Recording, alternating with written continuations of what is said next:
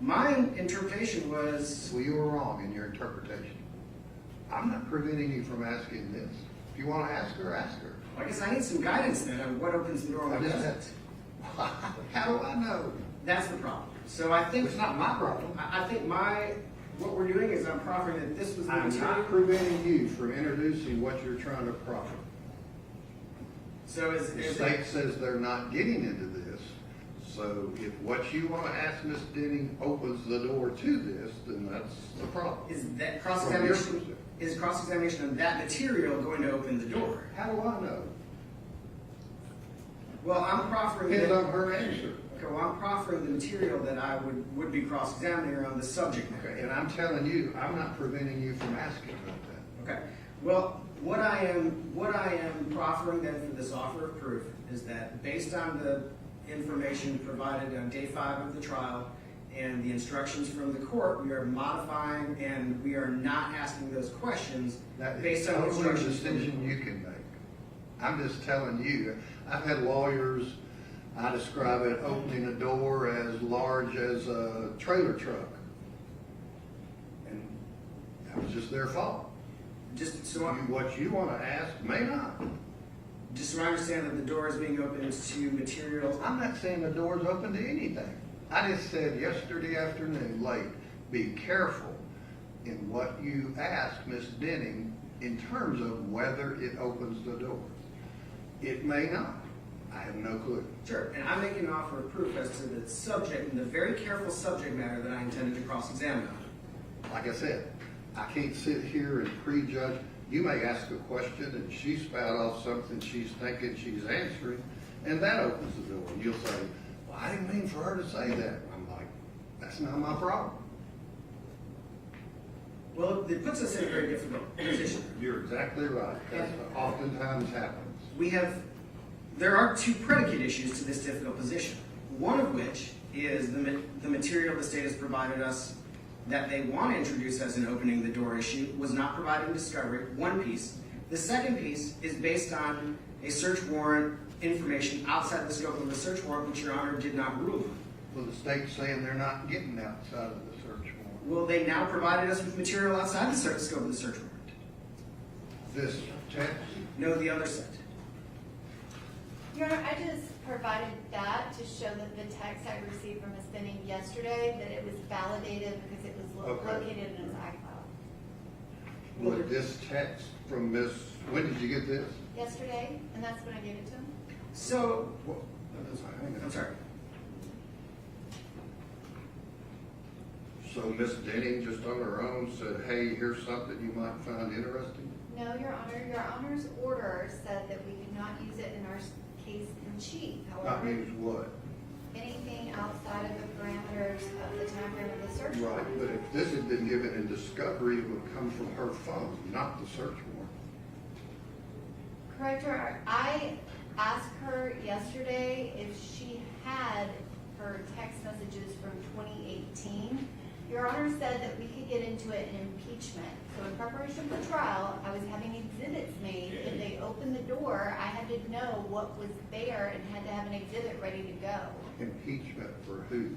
Impeachment for if the defendant testifies, if they cross-examine Ms. Denny, there was information that Detective Reese already reviewed, but I had to go get it to create an exhibit. If you forget the search warrant, this may have come in if it had been provided. Because it's not as a result of the search warrant. I understand, and I only prepared that information for purposes of if it became impeachment material during the trial. And in preparing the exhibits, that was one of the messages. I did not know about it. I asked her if she had that message still. And I didn't ask her for that message. I said, do you have messages from 2018? Do you have one on this date at this time? I didn't tell her what I was looking for. She pulled it up and she said she completely forgot The order- about the Yeah, message. well, that's like correct in the lab report. Do you plan on asking Ms. Denny, I can't put out everything in this order, but in your proffer when she testified was about panic over a second pregnancy with another woman, his discussions about looking online for possible materials that might abort the child, like NICL. That's what you plan on getting into, right? Correct, Your Honor. Anything further? Not for the offer of proof. Thank you. Okay. And on that subject, hopefully, so we won't have to break again. And surely to goodness finish the state's case. Does the defense want, I know we had the discussion back in the 404B, and the court probably, pretty sure, got into discussions about whether it was a crime or labeled as a wrongful act. Does the defense want the court to give the instruction to the jury that's in 42.10A, Tennessee Pattern Jury Instructions, about how to consider? Again, I don't know that it's a crime, but talking about giving people drinks to end pregnancies, do you want that instruction? Your Honor, well, I haven't looked at that instruction, but I will look at it promptly and get back. Okay. 42.1, section 08. 42.10A. 10A, I'm sorry. All right, let the jury step in.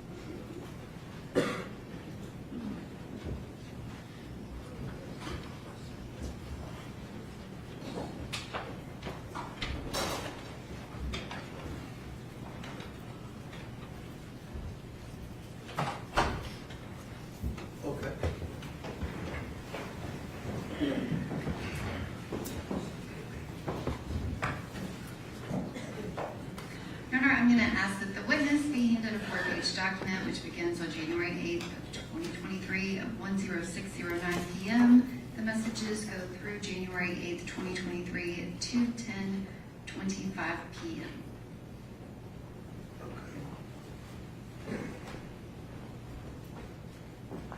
Detective Breeze, can you take a look at those messages and let me know if you recognize them?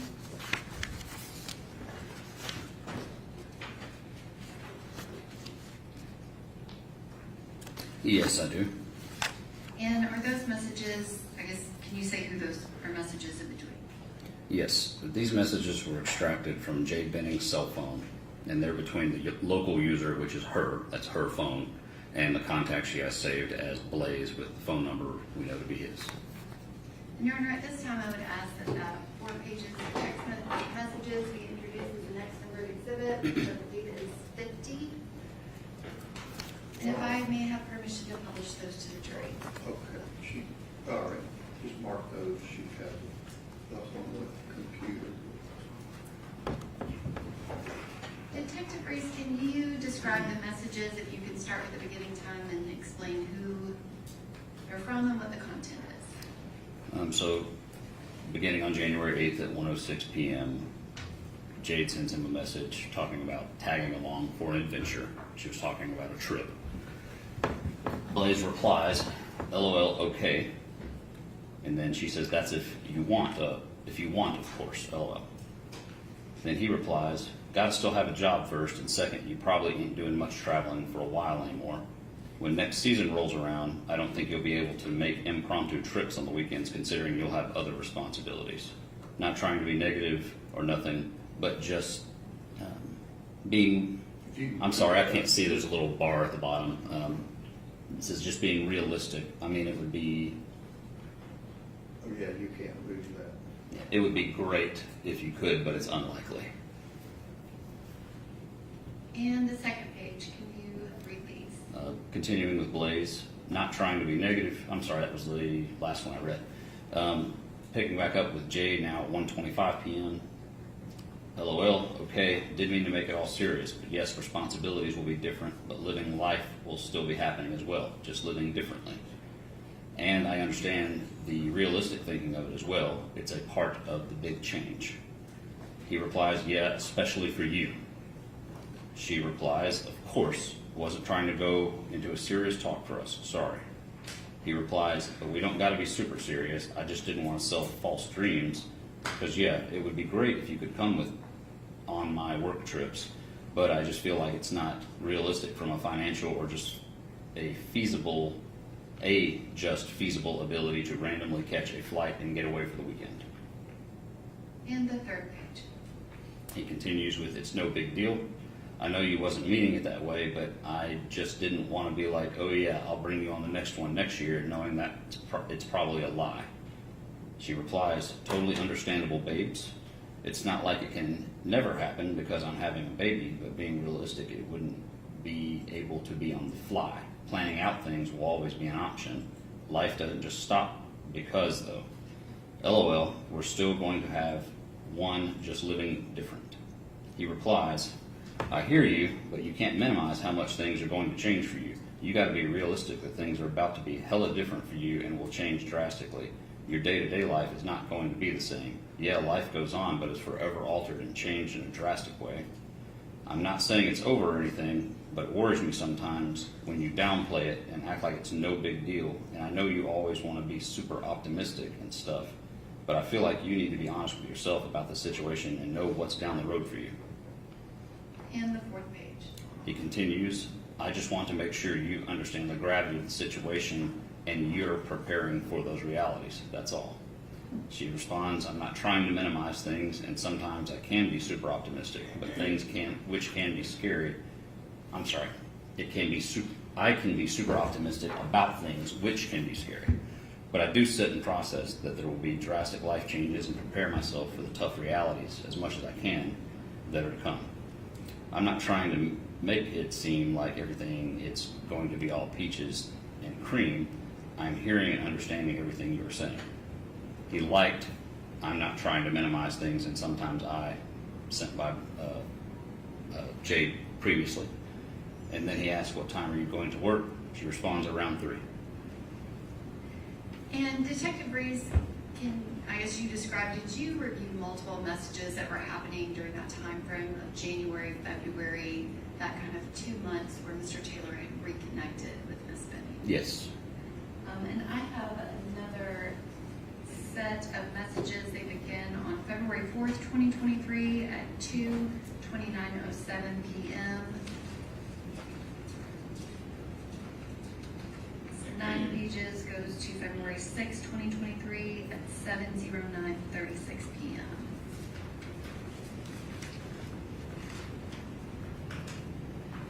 Okay. You need those or you have them?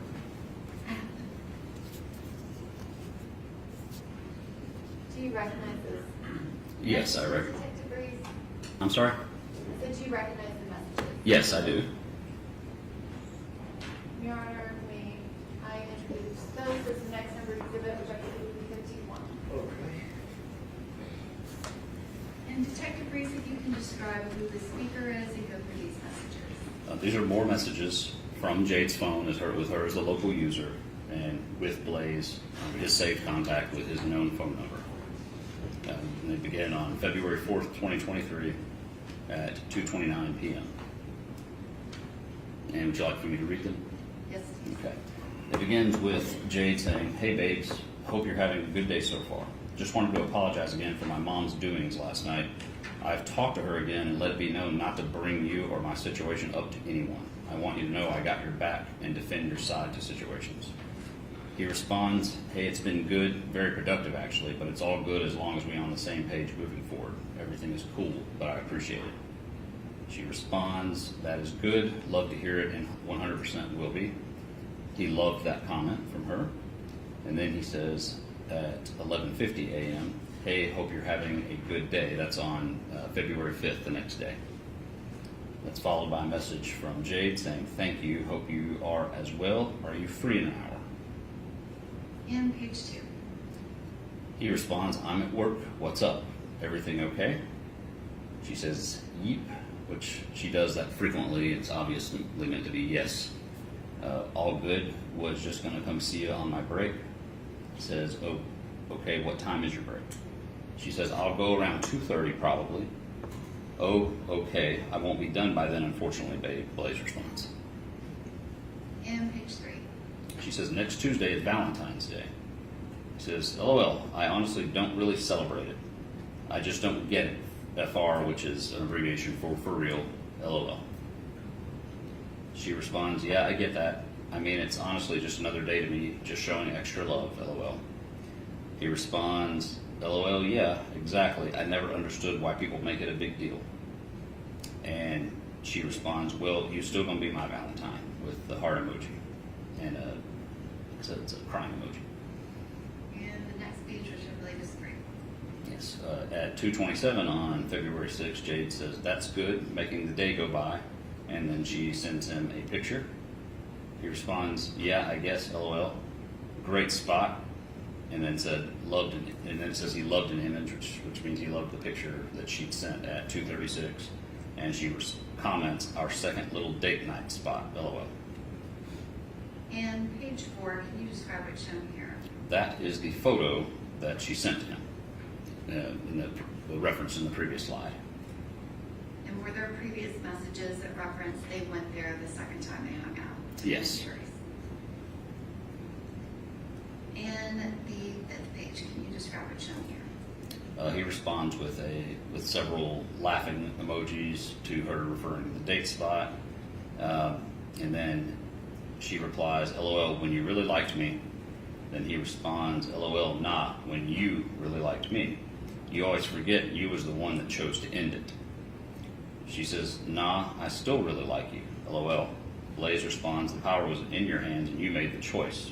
LMAO, which means laugh my ass off. And the next page, which I believe is 6. She says, LMAO, no, it wasn't my choice to leave. You just didn't like what I said. I'd be showing you I still do, LOL. Says, Blaise says, nah, I gave you 2 options and you made your choice. Don't try to rewrite the past, LOL. More laughing emojis. You ain't slick, LOL. And the 7th page. She says, oh, I'm not rewriting, LOL. We not going to even start this though, because we both go back and forth. He responds, because you don't want to admit what you did, it's cool though. She responded, you gave me a crazy ultimatum, LOL, and weren't really wanting to go my route either. We're here though and trying to build our relationship, LOL. And he says, LOL, I wanted to try a relationship because I thought you wanted that and liked me like I liked you. And the next page. LOL, true, from Blaise. That's at 6:30 p.m. on February 6th.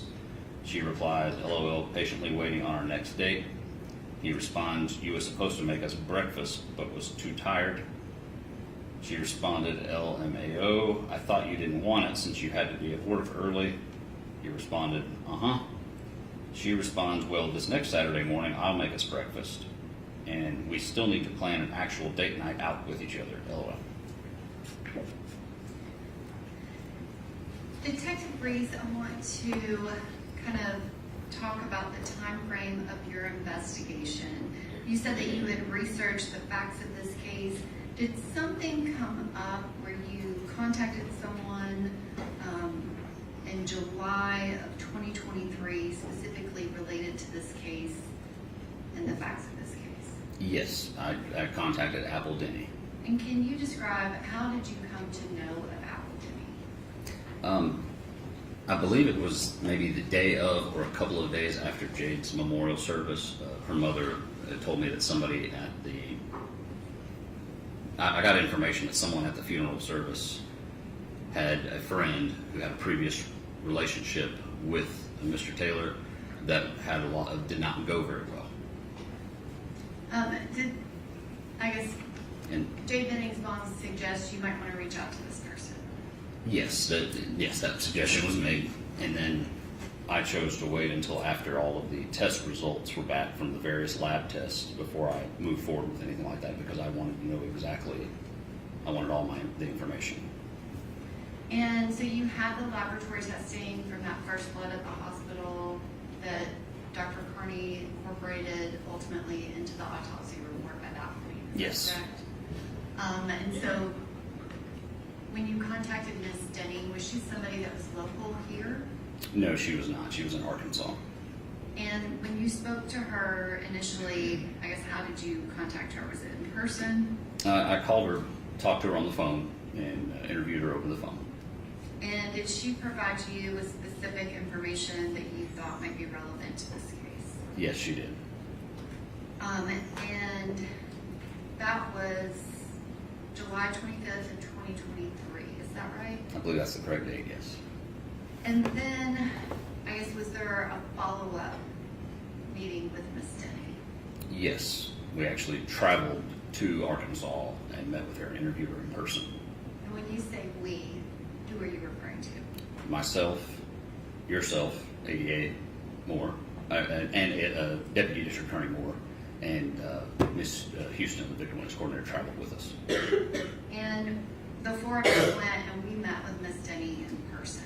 Correct. And that was January of 2024. Yes, it was. Which again, you referenced Dr. Carney's autopsy report was completed August of 2023. When you spoke with Ms. Denny the first time, did she provide a name of another person that was kind of part of the information that she had? Yes, she did. And did you recognize that name?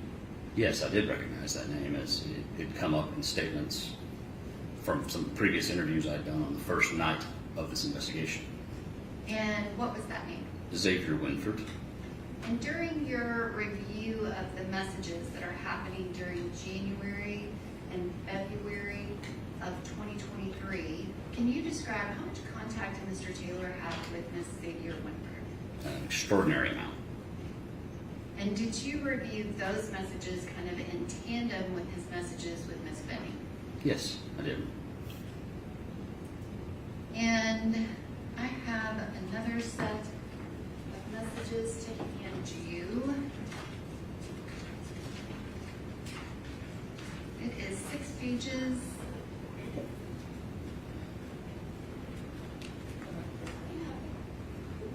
You definitely do.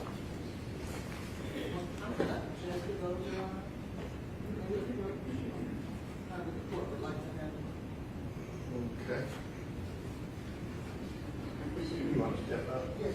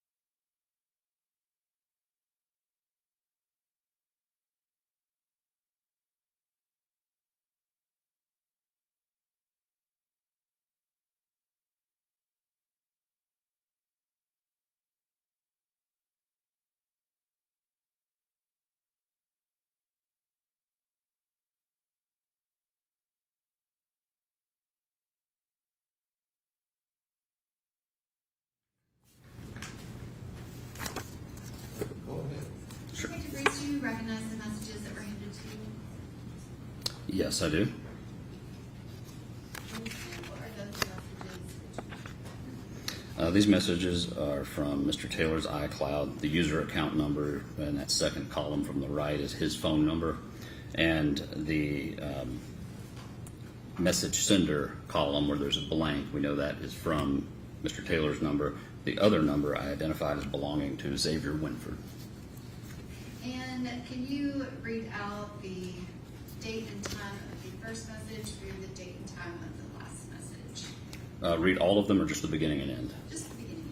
The first one on page 1 begins at 10:31 p.m. on February 24th, 2023.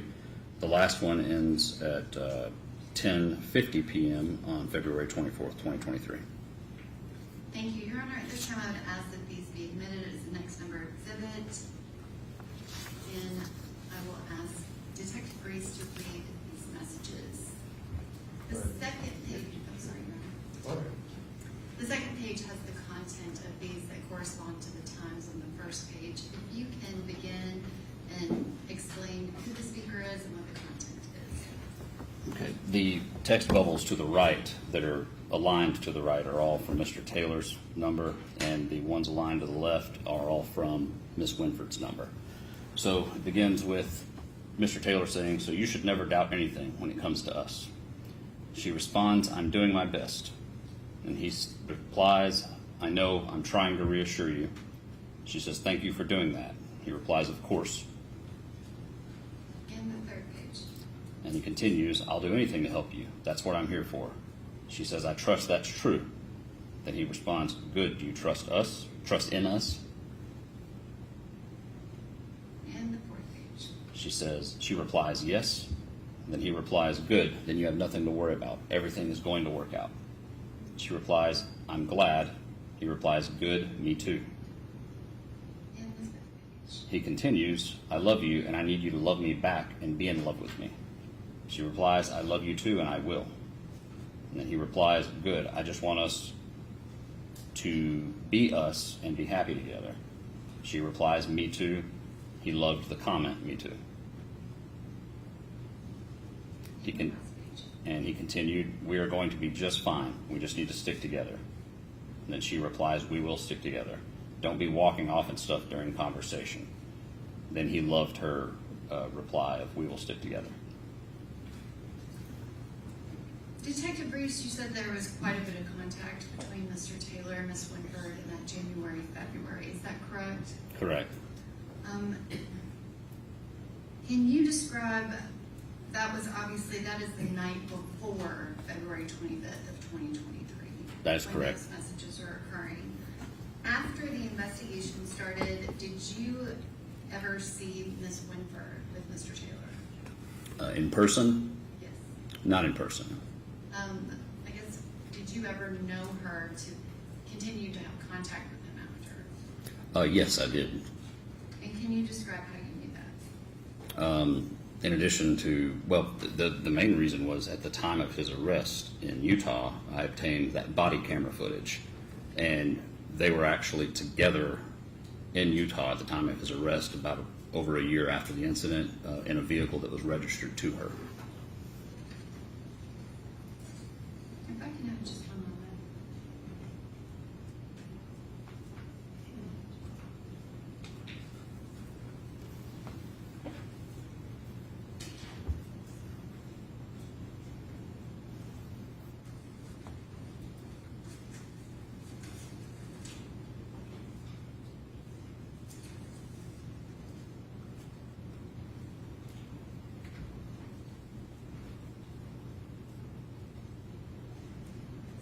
Actually, I want to go back to one thing. That second set of messages where we had that conversation between Ms. Benning and Mr. Taylor, kind of about you made your choice and who decided to end the relationship. Yes. Did that connect to you to anything else that you viewed in those text messages? Between, Ms. Benning and Mr. Taylor. yes, there was a previous conversation between them that, or I viewed some communication between Ms. Benning and Mr. Taylor, and also in conjunction with conversation Ms. Benning was having with Nigella Jackson. And is that November 4th message she sent him where they did not end up messaging for about 6 to 8 weeks? I believe it was November 6th. November 6th. Yes, I but apologize. Thank you yes. for correcting me.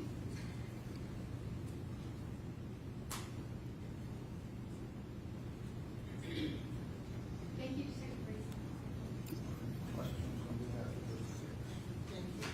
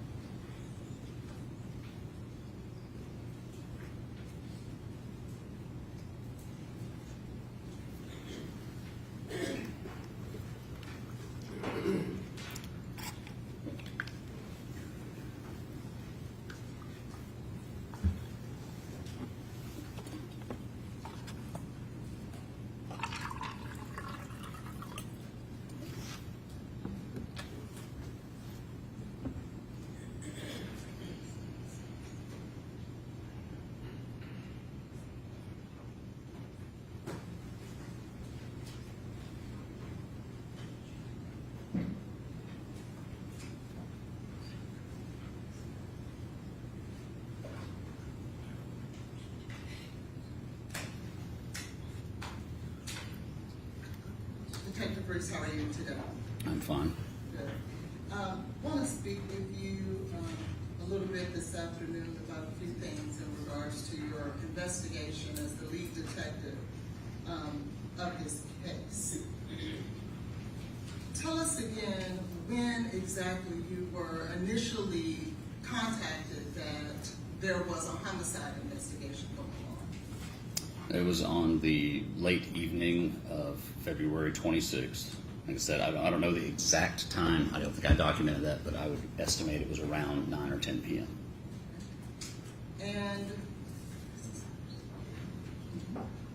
And what were you told exactly? My supervisor spoke to me by phone. He told me that there was a call that domestic violence had gone out on the previous night, in which there was a woman hospitalized at Vanderbilt, and Vanderbilt was reporting that they believed she was going to be brain dead, and that we were going to take over the investigation because she was not expected to recover. And What did you do after that? I basically headed towards our headquarters, and we had determined that we were having Miss Jackson and Miss Burks have them come down to headquarters to be interviewed by myself. And I went to headquarters and met with them, coordinated with one of my teammates while he began drafting a search warrant for Miss Benning's apartment.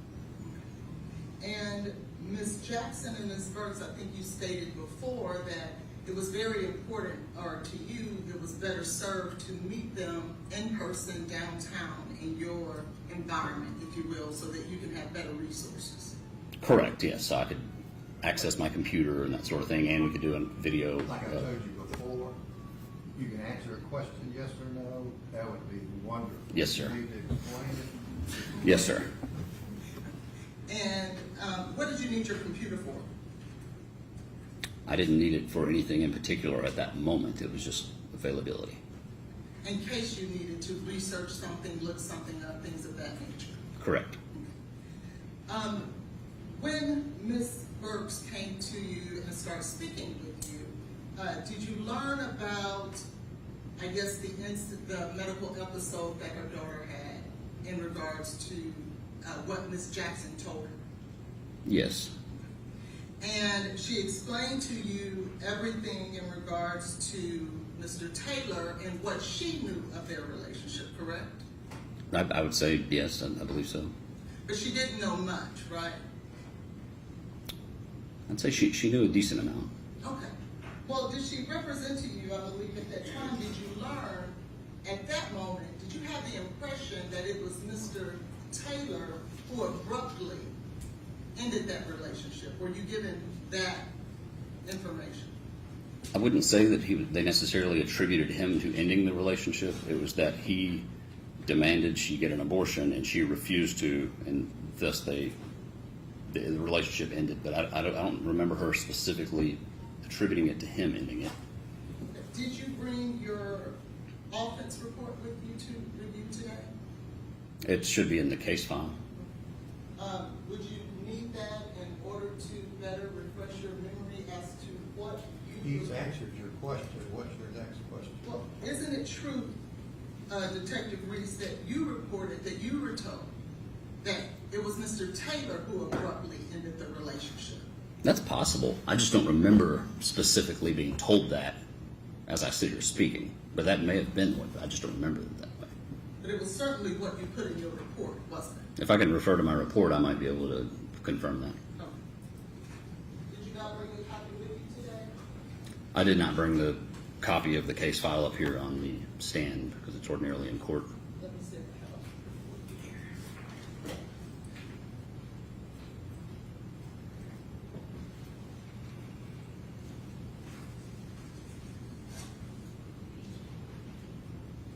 it. And I would draw your attention to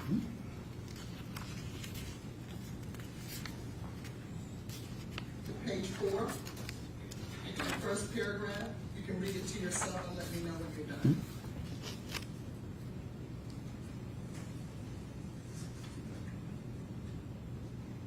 Okay, yes, yep, you are correct. That is what I put there. I said, just didn't remember it. That's okay. But that's not exactly how it went, was it? It's hard to really tell from the context of the text message because it's evident that they met and talked in person. They would text and then they would talk in person, so it's not very clear. Well, isn't it true that the text message that Ms. Benning sent Mr. Taylor on the 6th, it was Ms. Benning who said, I think it's best that we end this because we're basically at an impasse. Oh yes, that is roughly what she said. Okay. That's vastly different than Mr. Taylor abruptly ending the relationship because Ms. Benning didn't want to get an abortion. Correct? In essence. And after that message from Ms. Benning, there was no evidence of Mr. Taylor continuously reaching out to Ms. Benning, trying to force her in any way to have an abortion, was there? No, there wasn't. And so, after learning or sitting and speaking with Ms. Burks, you also learned that there was some contamination of the crime scene. Did you learn that? I wouldn't call it contamination. You would not? No. Can I draw your attention to your offense report again, sir? Referring to my supplement? Yes. What page?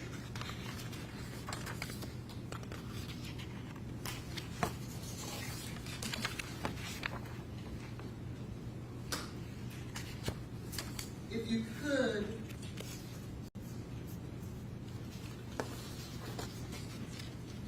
look at page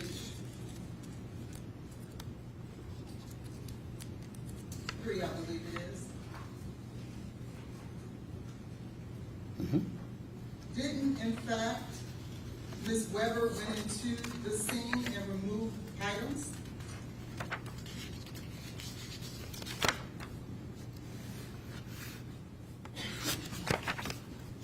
I'm sorry, go to page 5, I apologize.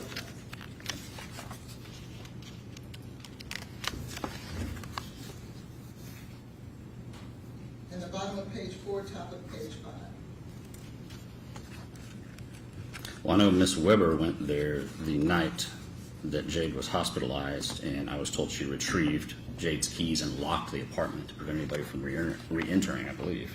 And I believe you learned that she walked all about the apartment as well, didn't you? Yes. And you believe that she took, or I believe it's reported that she took some belongings out of there as well. As I recall, I thought she just got Jade's keys and locked the apartment. Well, that's what she told you, right? That's what I was aware of, I believe.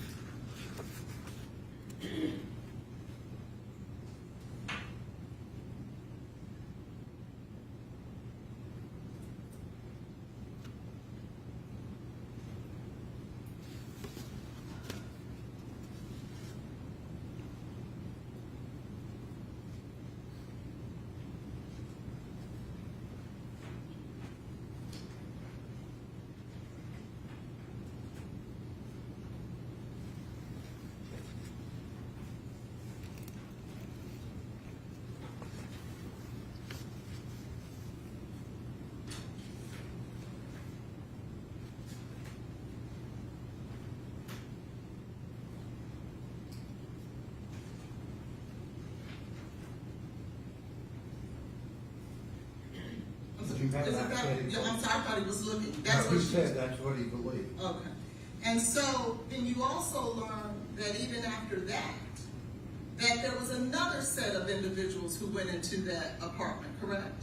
Correct. That was the following day on the 26th. Correct. In the, And by that time, everyone knew the allegations Ms. Jackson were claiming against Mr. Taylor, right?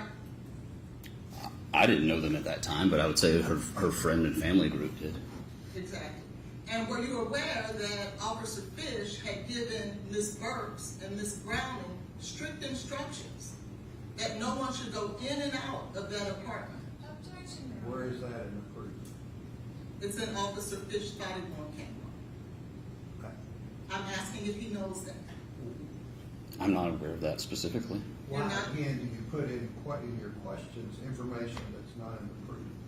I asked him if he was aware that Officer Fish. Objection, Your Honor, to counsel testifying questions. I'll sustain the objection. Thank you. And Disregard that part of the question. when Miss Franklin and the three individuals, including Miss Jackson, went into Miss Benning's apartment, they removed significant evidence out of the scene, did they not? That's correct. And they shared with you that they also moved a camera, a blink camera. Did they share that with you? Yes, I believe Isaiah mentioned that. And she informed you that she only moved that because Ms. Burks asked her to. Do you remember that? That sounds familiar. Yes. And that's pretty crucial stuff to remove evidence out of a scene, isn't it? If the scene was still contained by police, I would say yes, that would be a big deal, but the scene had been released by police at that time. Well, isn't it true that the police didn't go in until after they went into the apartment? That's correct. So it wasn't released yet, was it? The Domestic Violence Division, when they'd finished their investigation the previous night, at that point, there was no one holding the apartment. Well, if they were told by officers not to go in there, would that be considered a release? I'm not aware if they were or not. And would you consider the fact that civilians, someone who makes the statement that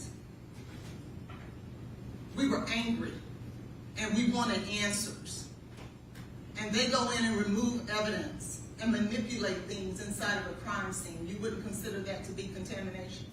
Well, that's not the word I would use necessarily in this situation, because they took the time to video the apartment, there were photographs made during some of the entries, and they used rubber gloves to collect something that we would have collected eventually once we got involved. Can I draw your attention to page 3 of your report in the second paragraph? Last sentence. Second to the last sentence. She said page 3. I'm on page 3, which, I'm sorry, you said, which paragraph again? Second paragraph, second to the last sentence. They are performing additional tests. Page 3, second paragraph, second to the last sentence. Ms. Weber and her friend contaminated the scene. Do you see that?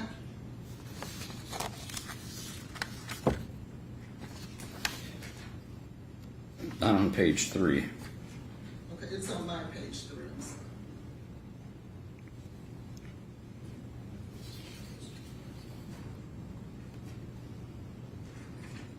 Okay. I see now the way the paragraphs are arranged. It didn't look like it was a separate paragraph. Yes, I see that. I didn't write that. That's by somebody else. It was a police officer you thought worthy to include in your report, though, correct? Well, it's not my determination of worthiness. It's just that that's the documentation. I asked for documentation that they did on whatever they did prior to my getting involved, and then I included that in my report under the heading Initial Investigation by the MNPD Domestic Violence Division.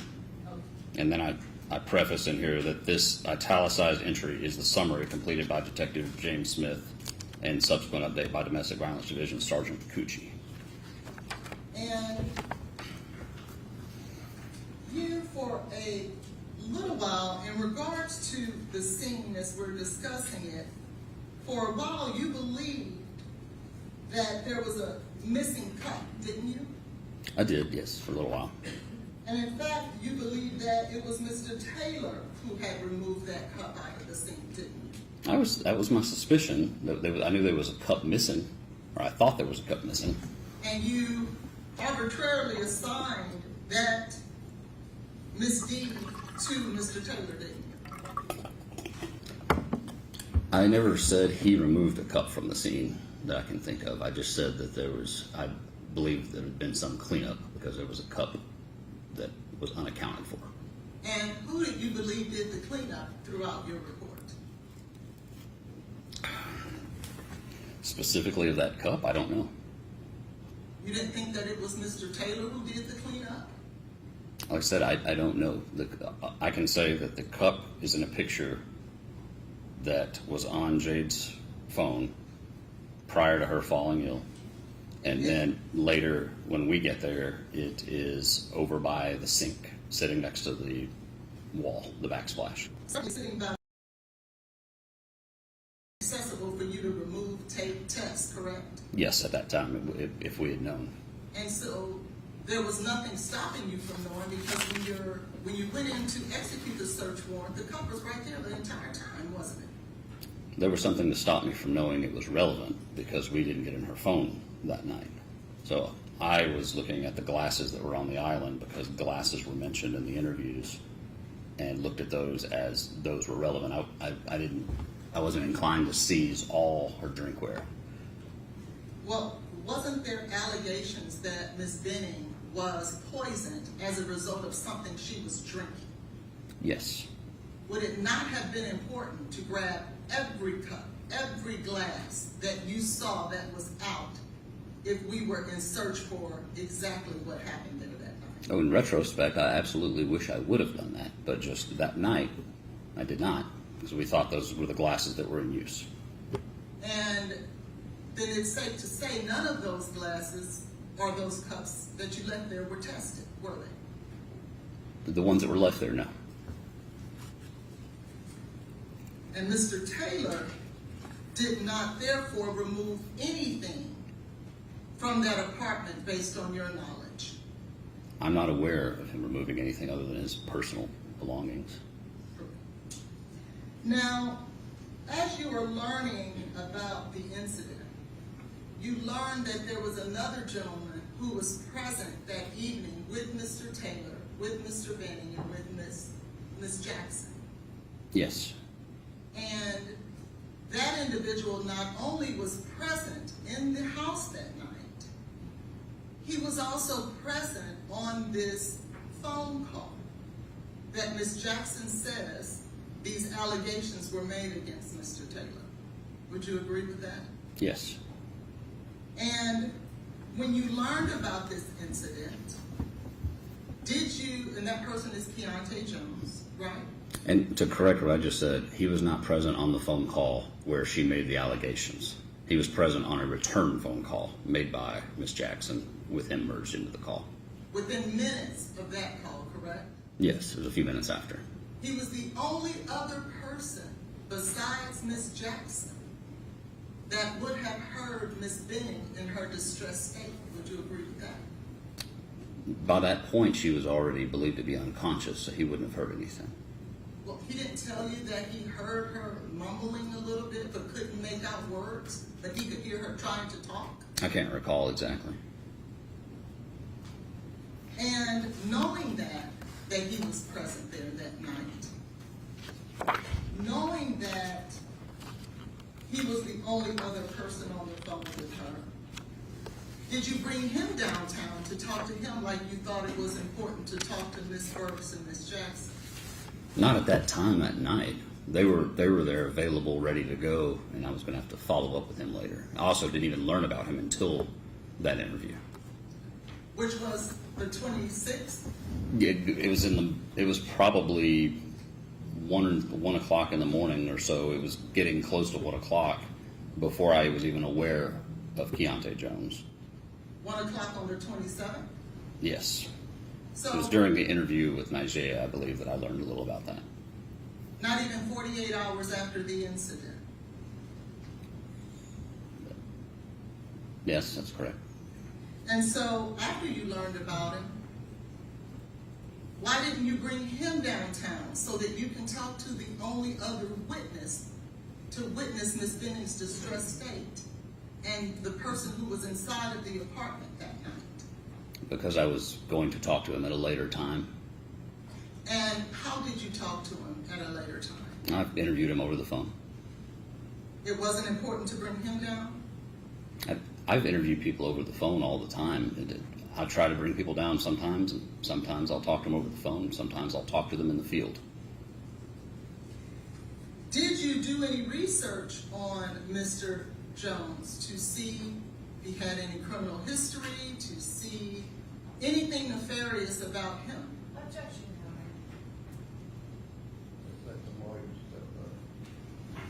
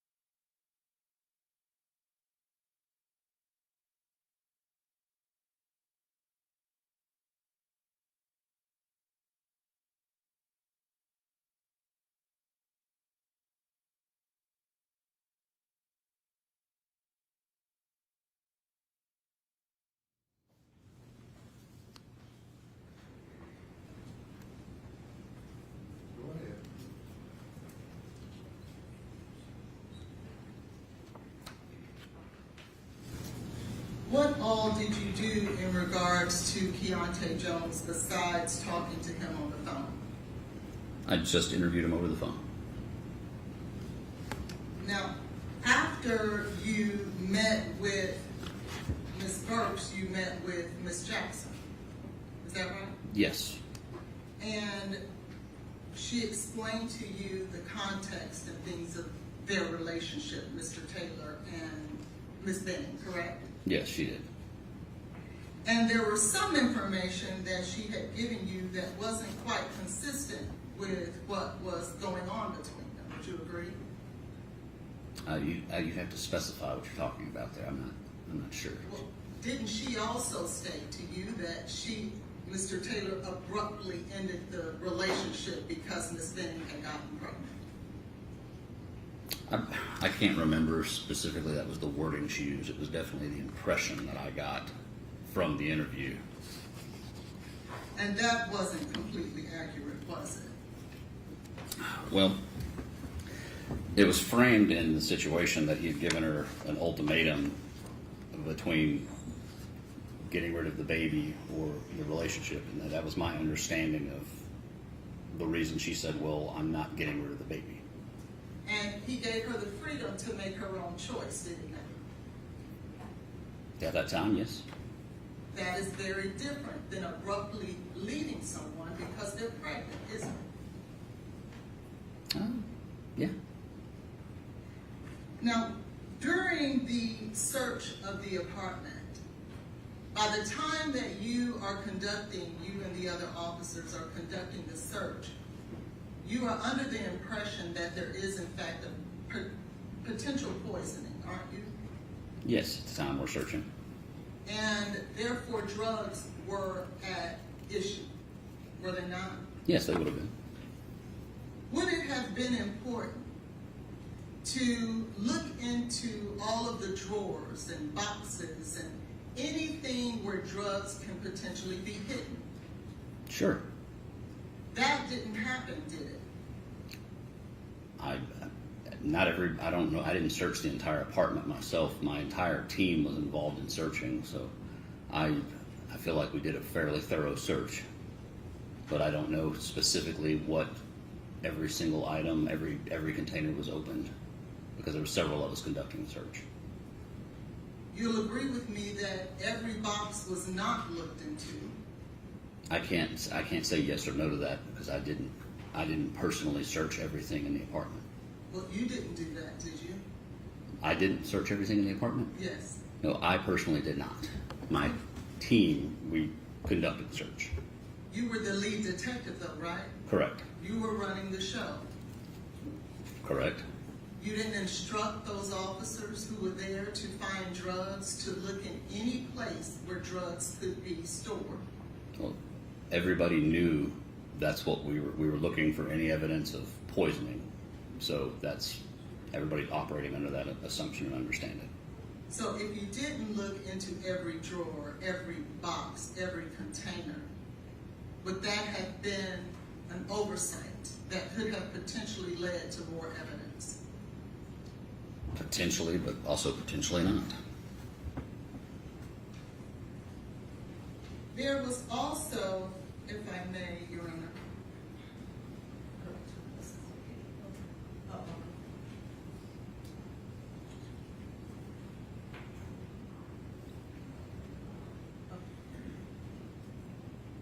There was also talk about a pink liquid that Ms. Benning was drinking, correct? Yes. And there was talk about Ms. Benning stating that her drink tasted funny, right? Yes. And that is what made those cups so important to test, correct? Yes. This lemonade and fruit punch that was placed on the corner there, do you see that? Yes. That was something that you gathered and tested as well, correct? Our CSI, he took the samples of those liquids and tested them, yes. Because there were no other drinks that matched the description that Ms. Jackson had given you in that apartment. Is that correct? I'm not aware of any others. And you did, in fact, test those drinks. No, the crime lab did, yes. and it turned out that there was nothing in there that would be the equivalent of cocaine or anything else that could poison someone, correct? That's correct. And outside of that, there was no other evidence present that would, within that apartment, that would lend you to believe that Mr. Taylor poisoned Miss Bennett with anything. At the time of that search on that night, there was no evidence found in the apartment, correct?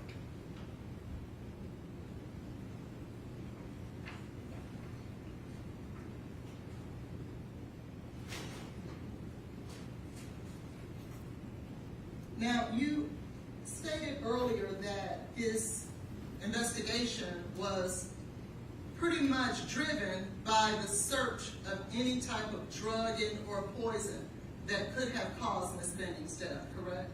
Yes. There was a time, was it not, that you learned that Miss Benning was involved with drugs? I did learn, I believe, it may have been that night that she would smoke marijuana from, I believe her mother may have told me that, or one of her friends, or if not that night, it was in the following day. And in fact, you learned that she had met with or was in contact with her drug dealer that day, correct? That day? I would have to refer back to the messages that we looked at earlier. I'm not sure that it was that day or the day before. Did you not find evidence that around 9:37 a.m. that she reached out to her drug dealer and asked, my coworker needs half? Well, operating on the assumption that it was that day on the 25th, yes. Yes. And there was no notation as to what the half was for, was it? Well, it was to the weed man. Well, you also learned through other text messages that she stated, I was able to get mushrooms from the guy who sold me weed. A mushroom bar, yes. So he didn't just sell weed, did he? He sold, from what I could tell from the text messages, he would sell mushroom bars and marijuana. Now, because this is a drug investigation, surely you reached out to that individual, didn't you? To Danny? Yes. No. Why not? I was pursuing the death aspect of the investigation, not the drug investigation against that guy. Would you agree with me that these days, the drug dealers now are masking the drugs they're selling with fentanyl and other things? That is something that happens, yes. And so, if Ms. Benning had come in contact with her drug dealer the very day that she suffered an overdose and or poisoning from drugs, you didn't feel that it was important to contact that individual and talk to him? Well, the context of those text messages, it appeared that he was out of town and declined to service her coworker. I thought. I'd have to refer to them, but I thought I'd have to refer back to the messages, but I got the impression that he said I'm out of town or something to that effect. Or I'll have to hit him back up later or something like that. If you have the messages, I can review them. Would you go right? He never refused to talk to her. He just said, I'll hit you up or get back with you when I'm free. If that's what the messages said, it was something to that effect. I don't think they ever met looking at the messages, though. Well, you learned that she went to Walmart that day, correct? Yes. And there was nothing that you saw by receipts or bags or anything that she actually went inside of Walmart and purchased anything that day. You didn't see anything like that, did you? I just saw a text message she sent shortly after that saying I picked up stuff to make chicken Alfredo. And that was the only place she stopped after leaving work. But did you search through that to see whether or not that was in fact true? Did I go to Walmart to verify she went to Walmart? No. Well, did you just look to see maybe in her records whether or not there was something purchased at Walmart? No, I went with her text message saying she went to get stuff to make chicken Alfredo. Did you talk to Danny just to see, hey, did you meet up with this young lady this day to eliminate that possibility? No, I didn't follow up with Danny.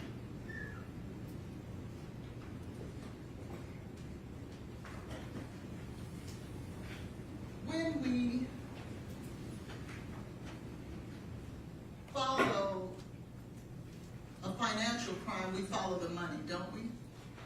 I've never worked those sort of investigations, but I'm familiar with the phrase. And so if we're investigating a drug case, we should follow the drugs, shouldn't we? I guess so. When, additionally that night, did you ascertain or look inside Ms. Benning's phone? That night, no. At some point, did you do that? Yes. Did you uncover certain evidence that would be relevant to the investigation in and of itself? Yes.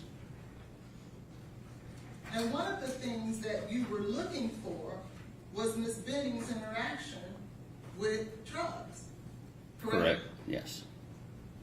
And in fact, there was interaction with drugs, wasn't it? Yes. However, in your offense report, you state that you didn't see any significant evidence of drug dealing or anything of the sort with Ms. Benning. I believe I was trying to preface that with it being after she became pregnant. So, and also another thing to note is I was reviewing her phone ongoing for over a year. Okay, so you're saying you wrote this before you found out that information? Certain portions of this are written before that, but I did find, I did look through some of those conversations, but it was an ongoing thing for over a year.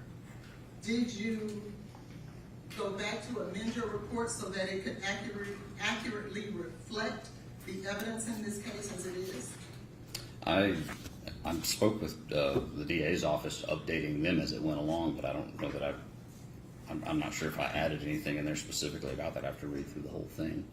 But the big thing was that it didn't appear to me that she was using drugs after she became pregnant. Well, after she became pregnant, she was still dealing with drugs, wasn't she? She was, Objection, Your Honor. Okay, he's about to answer, he can go ahead. she was facilitating for friends and coworkers who would contact her and ask if she could contact her weed man because they wanted to buy some, and then she would subsequently message him and say, hey, my coworker wants some. And that was a thing that would happen repeatedly. Is it your testimony that she never stated, I need X amount, or I need this, and my coworker needs that, and maybe John needs this? I don't think she necessarily, every time she contacted him, specified it was for a coworker, but it was pretty consistent that there was a coworker asking her for something, and then she would contact him. Well, you'll agree with me that when it was for a coworker, you saw my coworker needs. When it was for an individual that she would put a name to, she would say John needs. And in addition to that, there would be times that she would say, I want, or I need. Isn't that true? I'd have to look at actually review the messages you're speaking about.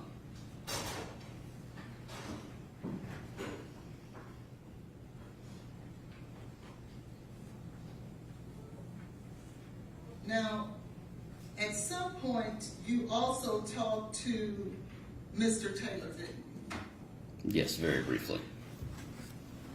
And when you talked to Mr. Taylor, there were several things that you had learned from other people and that you learned from him, correct?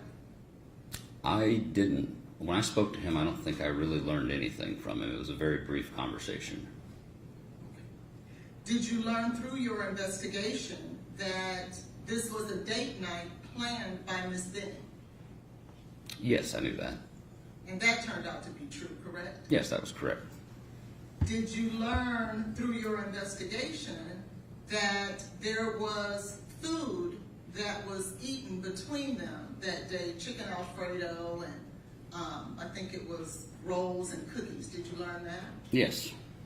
Did you learn through your investigation that Ms. Benning had once infused her food with drugs or THC? Yes. Then did you have that food tested to ensure that there was nothing there? I asked about getting the food tested, and I was told that the lab wouldn't do that. when we were doing the search warrant. Through your investigation, did you learn that Mr. Taylor had called 911? Yes. And did you learn that although Ms. Jackson and Mr. Jones had heard the distress, heard the dire straits that Ms. Benning was in, yet it was only Mr. Taylor that called 911? Did you learn that? Yes. Did you learn through your investigation that Mr. Taylor had given a rendition that Ms. Benning had vomited? Yes. And did you learn that that was in fact true, that she did in fact vomit? Yes. Did you learn through your investigation that Mr. Taylor, immediately upon going back to work, informed the Titans that he had come in contact with law enforcement? Yeah, it was. I understood that he notified him that on the day of the 26th. And he did that, you learned, because that was what was required of him. Yes. And when you talked with the Titans employees, because you talked to several of them, didn't you?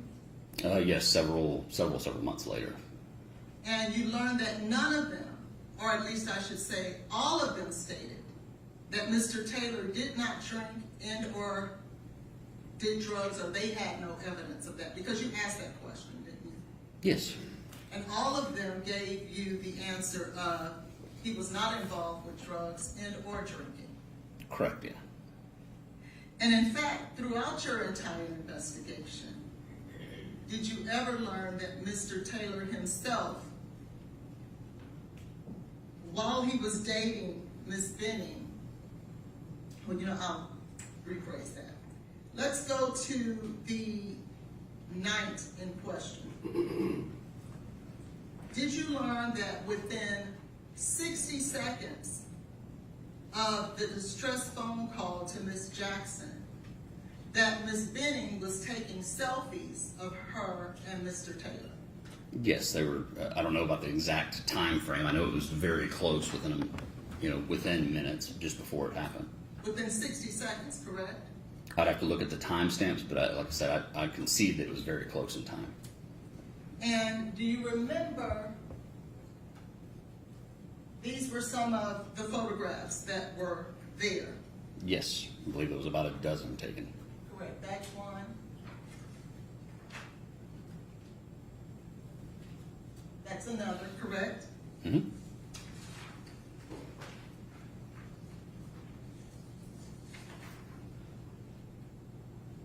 That's another.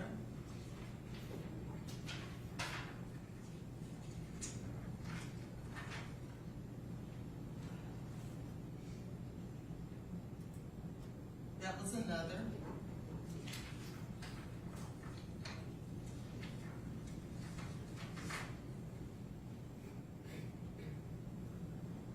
That was another. And so you learn that all of these selfies were taken by Miss Benning of she and Blaise on their date night. Correct.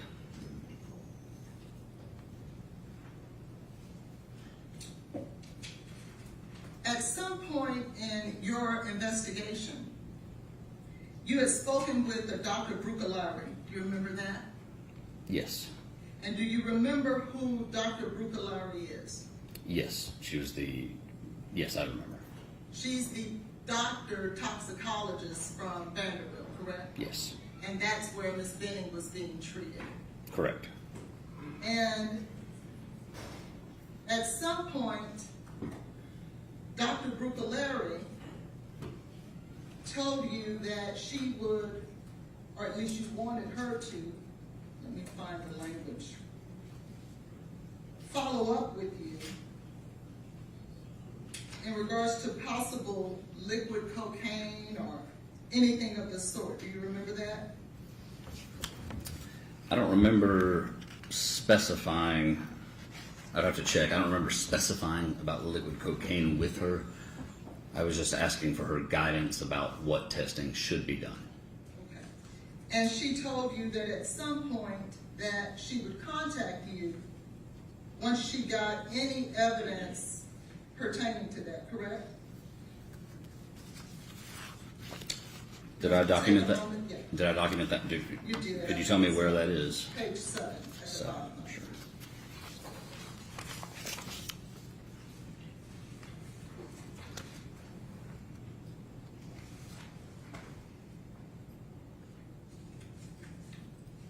And I may be off the page, but let me find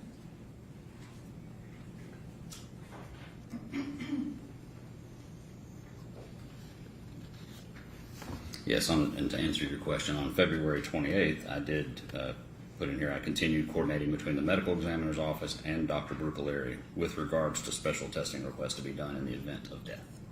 correct. And at some point, did Dr. Brucaleri get back with you? We had an ongoing dialogue for several days during this time frame, and it was, like, as I said, I was consulting with Dr. Carney and Dr. Brucaleri. Let's see. So there was continued communication with us. And at some point, did she get back with you as she promised? Because she was the toxicologist on this case that you were consulting, was she not?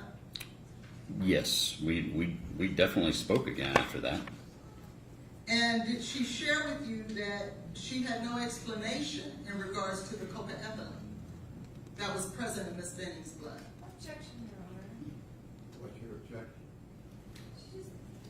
There's no cocoa-ethylene in her blood. Okay, you're asking what someone told him, I'm asking, as a result of his investigation, did he learn or that? is he relying on what someone told him? Yes, in his, I'll sustain the objection. who did you consult with in regards to the drugs in Miss Benning's body? After the point that she physically passed away, I primarily consulted with Dr. Carney. And so you did not consult with the toxicologist that actually was involved in the case from the ongoing at Vanderbilt any further? As I said before, I talked with her again after that, but at the point that Miss Benning did physically pass away, it was essentially Dr. Carney was my primary point of contact, because she too, from us talking, was going to be in contact with the toxicology in the various labs, because And- I don't know how to interpret the lab results the way a physician does, a forensic pathologist. Well, and that same forensic pathologist that you're speaking about did not rule this case a homicide, did she? No, she ruled it undetermined.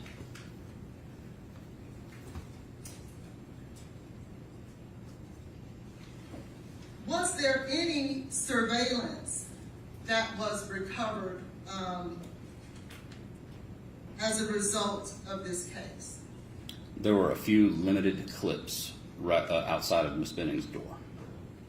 Did you have access to the entire video? I was given access, but I was not aware that I was given access until the video was gone. Until what? Until the video had already been overwritten. Were you able to see some things at some point, weren't you? Yes. While we were executing the search warrant, my supervisor had an email that he showed me that showed a clip of Nigeria and Keontae arriving, another clip of them leaving, and I believe there was a couple of still shots of Blaise arriving and coming out of the apartment, and that was all I saw at that time. And that was on a long email chain that I didn't know about at that time, the full extent. I did not read all the way down that to the bottom of that email chain. I found out about it much, much later, that the property manager had actually given me access to their camera systems, but by the time I found out about that, it had already been overwritten. So I wish I had pulled that video, the full video, but I did not. If there was an actual video of that night, Mhm.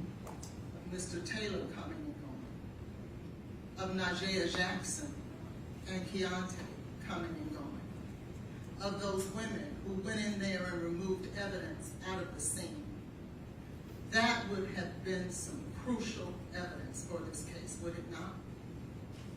Just the videos of people coming and going from her apartment. Yes. Well, it was consistent with what I had already been told, so I already knew they were coming and going. Well, it could have been Danny coming and going too, couldn't it? I have no reason to think that. But in a homicide investigation, you didn't secure to ensure that any surveillance was in fact captured. No, I did not.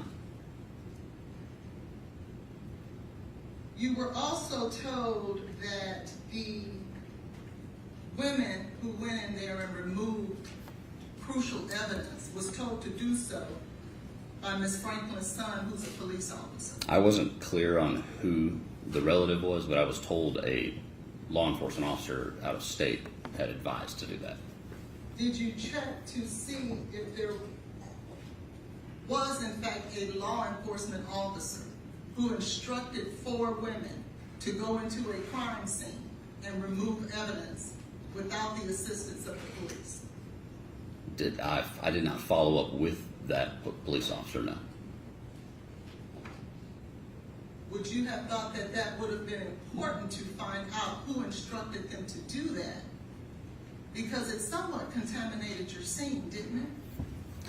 It was my position at the time that that comforter should have been recovered earlier in the night by police with our department, and I didn't feel that their actions were inappropriate given that some other investigators with our department didn't go seize that comforter earlier in the night. Well, let me ask you this. If Mr. Taylor would have gone in there and removed evidence out of the scene, would you feel the same way? Oh, no, not at all.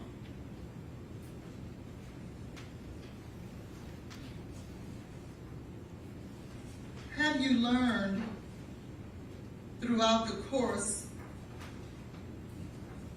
of your investigation the timing of the medical incident? And what I mean by that is, have you tried to line up whether or not what Mr. Taylor has said in regards to the calling of 911, when Nigea called him, when EMS arrived? Did you do the work to see whether or not Mr. Taylor's rendition of the facts lined up with the truth?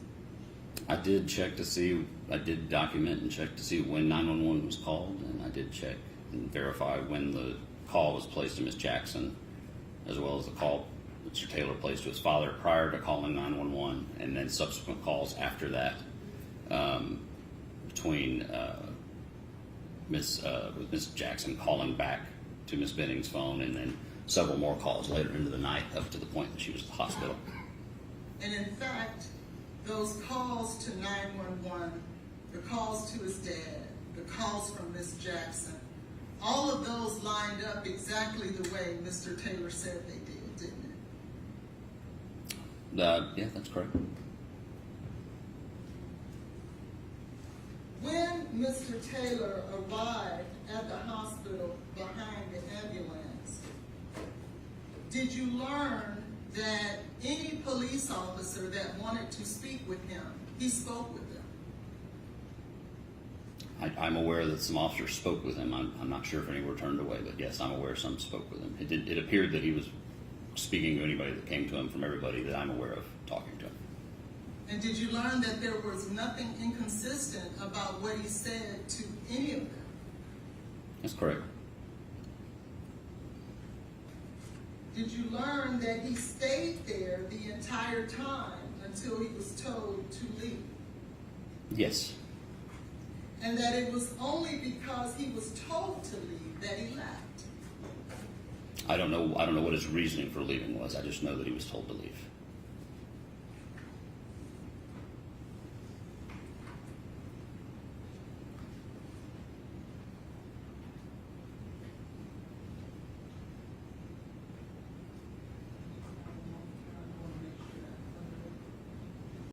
In your investigation,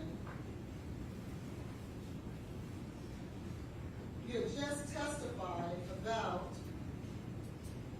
Mr. Taylor talking to another woman. Yes. Mr. Taylor was not the only person in this relationship that was talking to someone else romantically, was he? There was definitely several references to prior incidents with her seeing other men. In fact, it was instances where Ms. Benning was dating Mr. Taylor and someone else at the same time.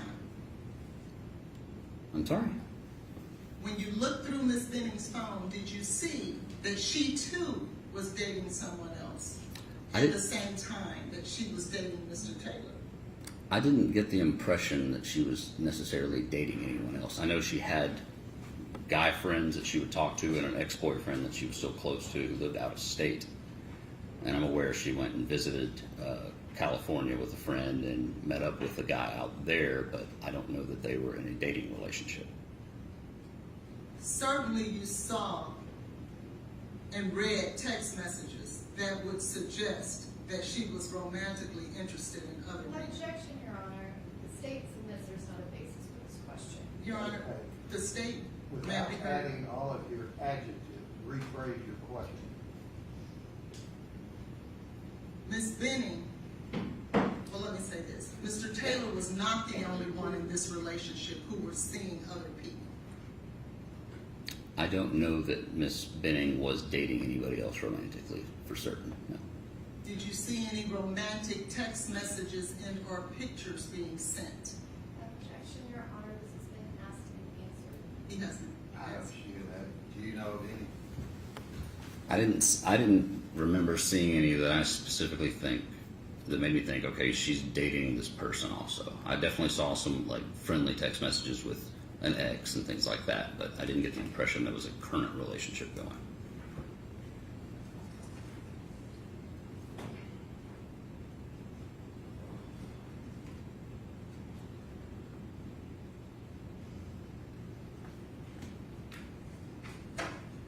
I'm not going to disrespect. Excuse me?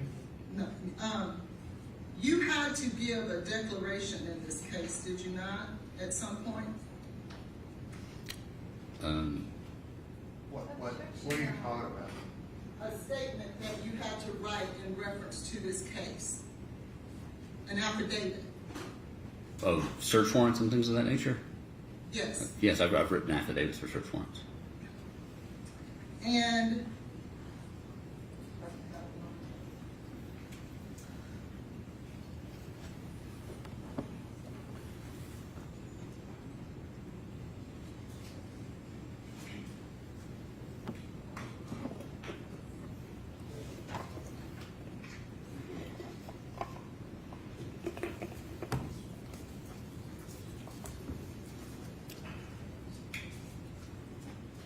I'm objecting to the relevance if she's following up the question about that.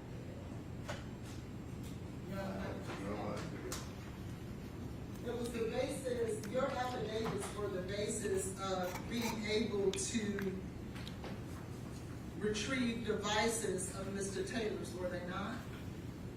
And I'm objecting to any questions about that.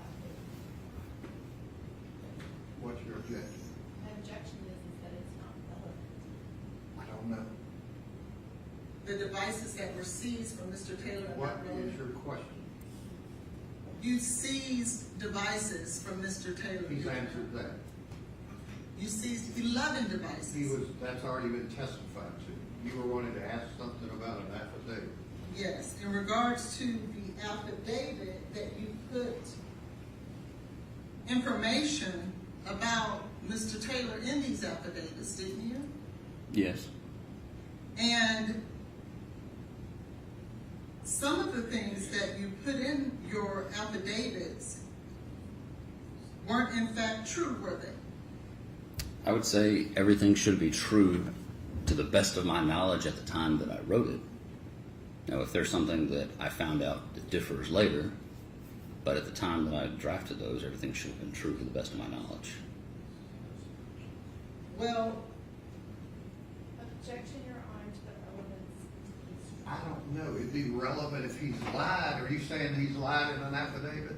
yes, Your Honor. All right, well, ask him about it. Did you ever say in any affidavit, sir, Objection, Your Honor. It needs to be specific. Any Well, I can affidavit I think she's gonna show us here in a minute and show the witness. Thank you.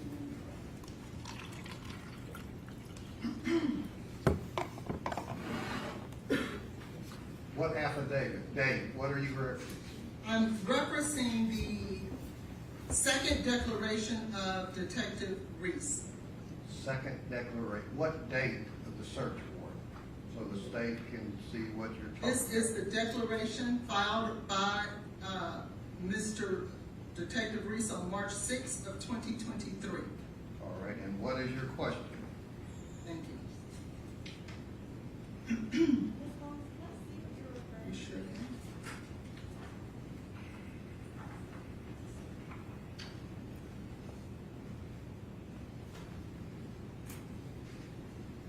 In your declaration, Sheriff, may we approach? All right.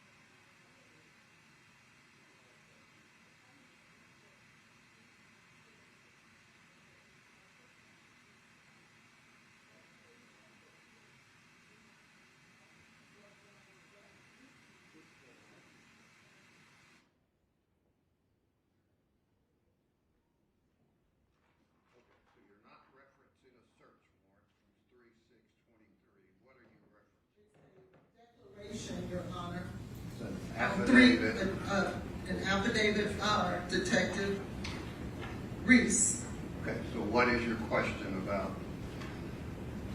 You stated in this affidavit that Mr. Taylor was pressured by his parents to re-engage with Ms. Benning. That's what you put in your affidavit here, your second declaration. Can I see the document you're talking about? Okay. If that, Mr. Evans.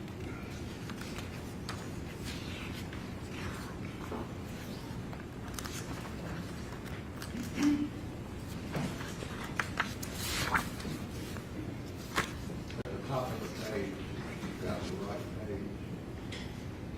And 14, let me see. Let me see.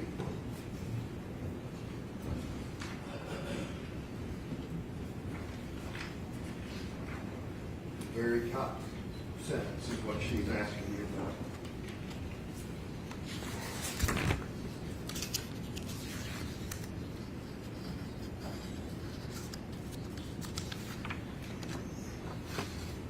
The very top sentence. I know, sir. I was reading the previous. Yes.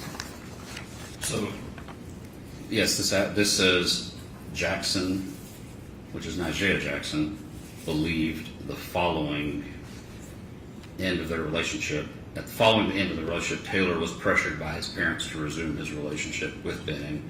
So you And got that information from Ms. Jackson? yes, as you can tell by the She's asking sentence. you, was that a lie? No, I mean, I think now I don't believe that was the case, but the information given at that time, that was what was believed to be accurate. He said Yes. it's not. Thank you.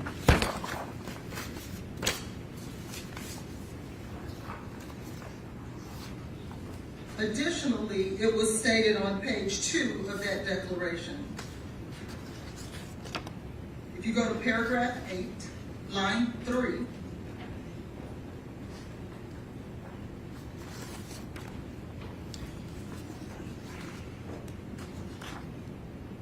Page 2. I know, I was just trying to see what this document is. It doesn't look familiar to me. You not know what it is? is that your signature on the last page? It is. I'm just looking to see what the document was, so I'm aware. So, okay. So page 2. Paragraph 8, second sentence, starting with during the interview.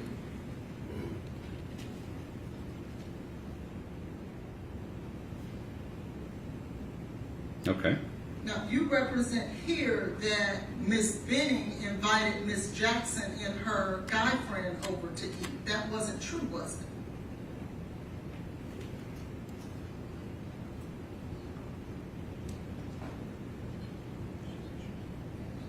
So my sentence says, during the interview, Jackson said she went to Benning's residence with a male friend after Benning invited them to eat dinner with her and Taylor. And I know from her text messages, Nigeria referenced wanting to get a plate, and Jade was inviting to her. I don't know if she said, I don't know the exact verbiage she used, but she was receptive to them coming to get a plate. But it was actually Ms. Jackson who asked Ms. Benning if she could come get a plate and if Keontae could get a plate too, correct? I don't remember the exact wording, but it seemed to be a mutual friendly invitation, sort of, you know, you're welcome to come by sort of thing to me when I read it.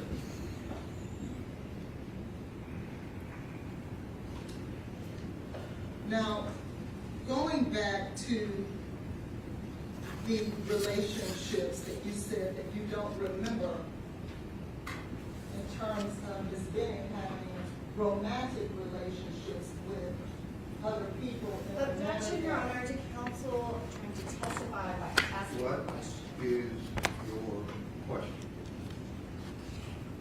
Can I refresh your memory in regards to whether or not Ms. Benning was in a romantic relationship with other men around the time that she was dating Mr. Taylor? I'm sorry, repeat the question. You want to show him something? Yes. Do it. Please do.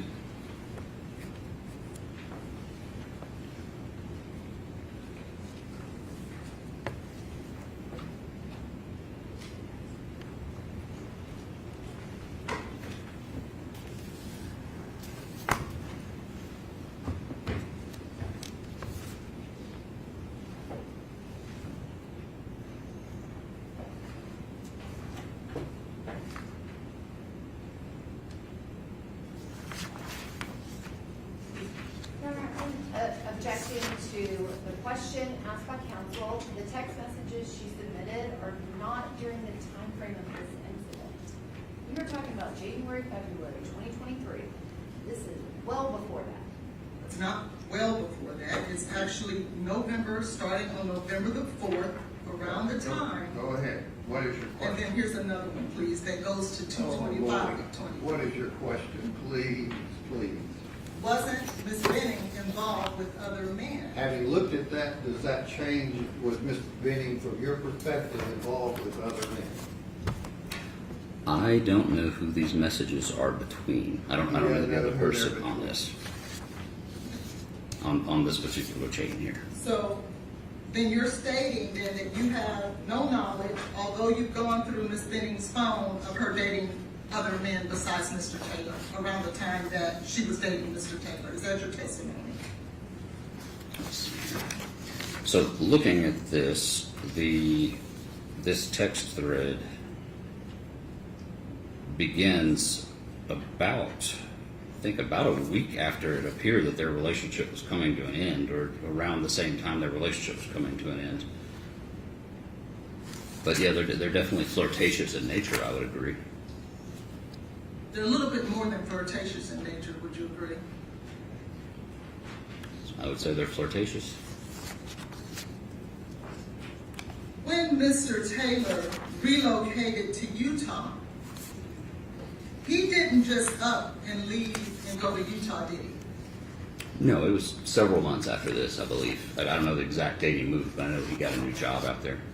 And in fact, before he even left to go to Utah, he reached out to you through his attorney, did he not?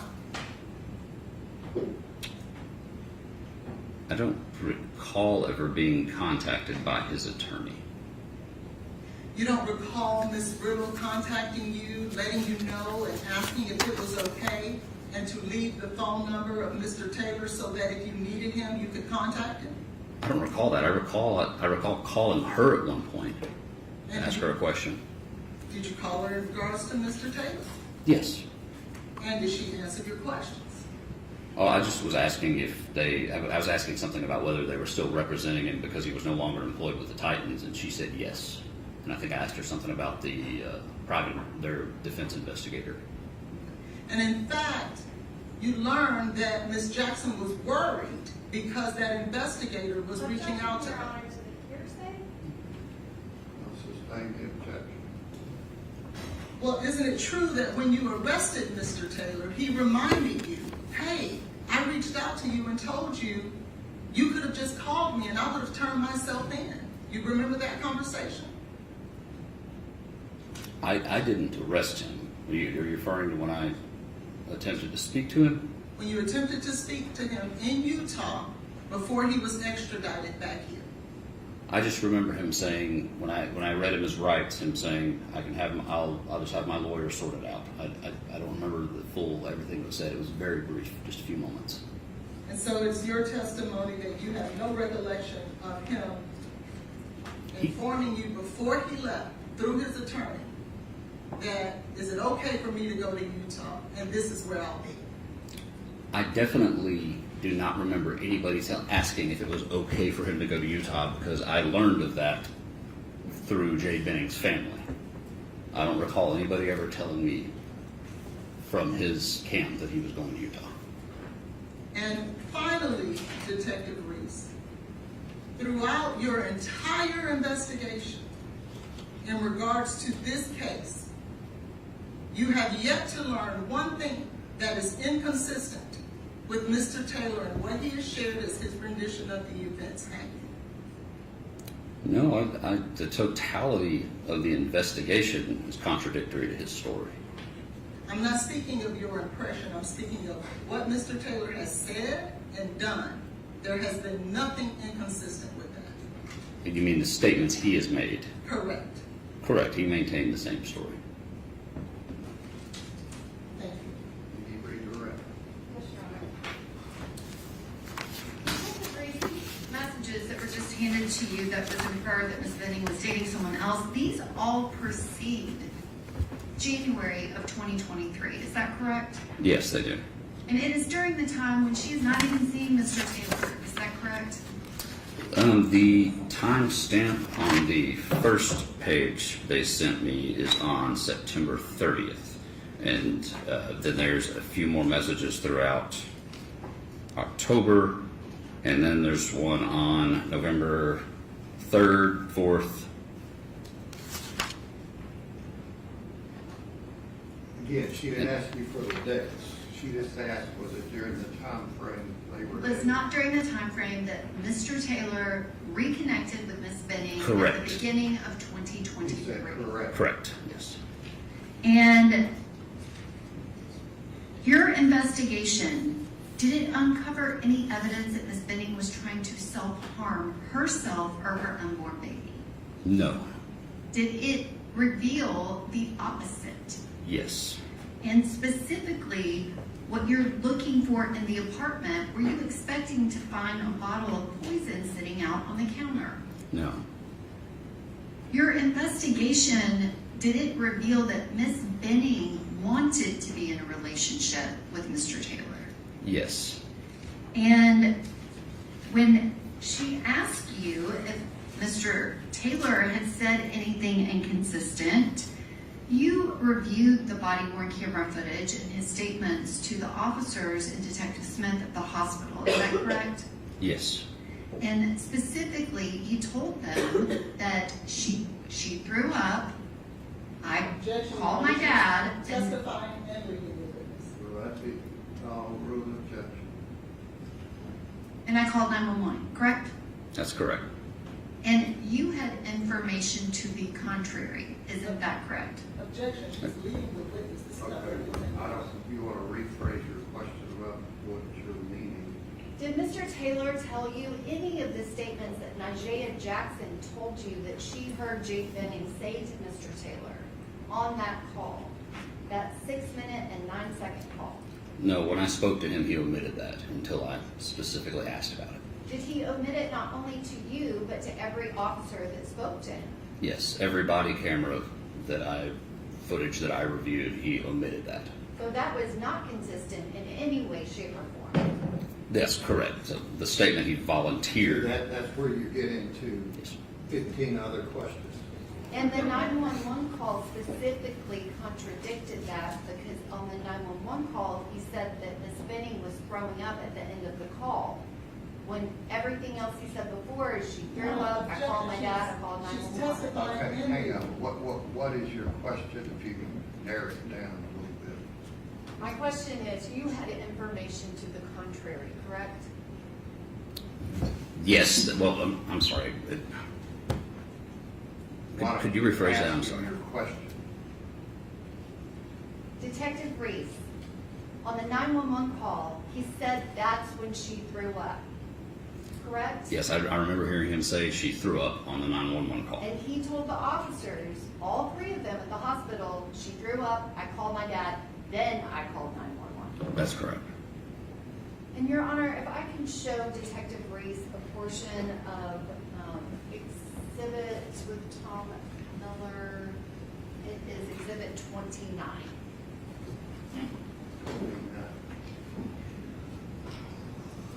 This is that 6-minute Oh, and you 9. got it up? Okay.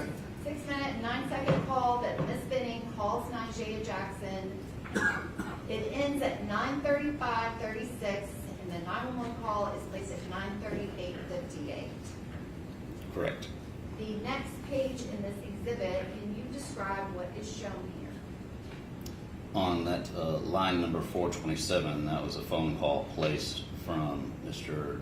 Taylor's phone to a number that I determined belonged to his father for a duration of about 30 seconds. And can you point to the line item and read out the last 4 digits of the phone number that Mr. Taylor's phone called?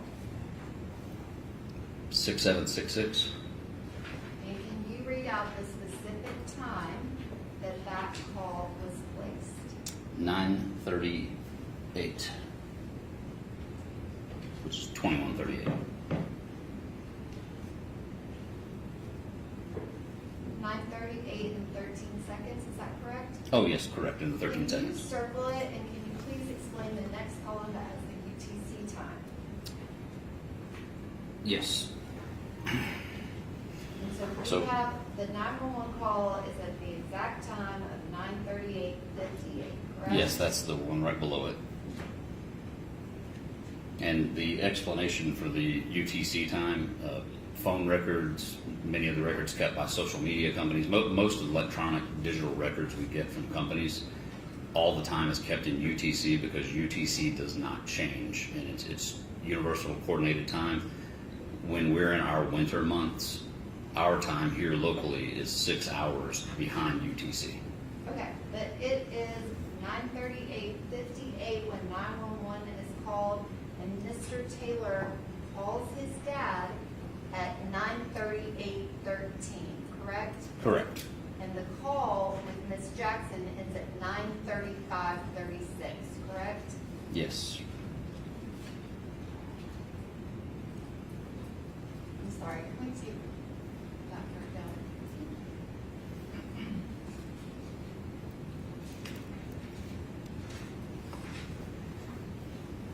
Detective Reese, you were asked about different types of drugs in your conversations with the toxicologist.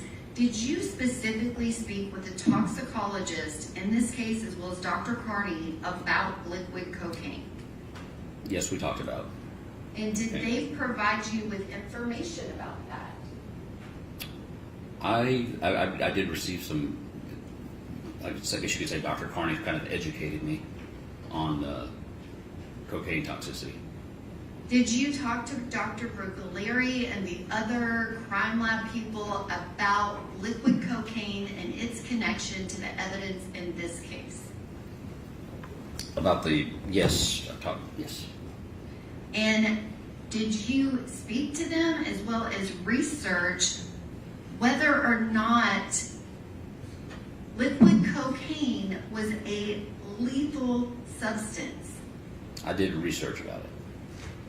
And what did your investigation reveal about if you put liquid cocaine in someone's drink? That it is highly dangerous. And when you say dangerous, what do you mean? Can cause severe medical consequences. It listed off various things, but it seemed anything from serious medical problems to death. And her questioning included asking you about an affidavit. That affidavit was from March 6th of 2023. Is that correct? Just the date of the affidavit. Yes. And that was very early on in the investigation, wasn't it, Detective Reese? Yes, that was Have you very- done multiple follow-up interviews since then and obtained additional information? Yes. And all of the information that you have obtained and all of the interviews you have done with Ms. Jackson, have you been able to corroborate every piece of the information she provided that night? Yes. And additionally, have you been able to corroborate Ms. Denny and the information that she provided? Yes. And you were contacted by a defense investigator before Mr. Taylor moved away from Nashville, Tennessee. Is that correct? I don't recall being contacted by a defense investigator. Okay, but you said that there was an attorney that contacted you while he was here before he went to Utah. No, I said I contacted his attorney. You That- contacted his attorney Yes. about his defense investigator. Yes, it was. I believe the reason for my calling was because of Nigeria expressing concern over a defense investigator showing up at her house or calling her or something to that effect. That had been brought to my attention. And was And- that close in time to this incident? I don't remember exactly when that was. What So was it in it was. somewhere between March and June of 2023, or was it a year later? I believe that was more into the summer months, or maybe around June or July. So June or July of 2023, you knew that he had a defense investigator and an attorney. I definitely knew by then. Yes. Thank you, Dr. Bruce. Oh, okay. You have other questions? I do, Your Honor.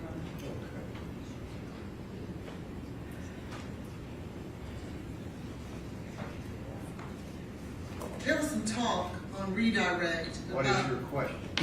the timing. What is your Ms. question? Jackson called What Ms. is your question? It starts with a question. did Ms. Jackson receive the phone call from Ms. Benning at 9:29? Yes, that was the timestamp on there. And didn't she say that it lasted about 6 minutes and over? I believe so. And that would take us to around 9:35, 9:36, right? Correct. He said, I'll redirect, it ended at 9:35:36. And he called 911 at he called his father at 9:38 and 13 seconds, as Ms. Norman had stated, correct? Yes, That call with his father lasted about 30 seconds. that's correct. That would take us to 9:38 and 43 seconds. Correct. And within 15 seconds, accounting for dialing the number and the phone ringing, he was on the call with 911 at 9:38 and 58 seconds. Yes, that's correct. And he was on the call with 911 for 6 minutes and 9 seconds, correct? That sounds about right. Correct. Objection, that is actually incorrect. It's 8 minutes and 55 seconds. I'm sorry, even better. 8 minutes and 55 seconds. So that takes us to when Ms. Jackson says she calls back at 9:47 and Mr. Taylor answered the phone.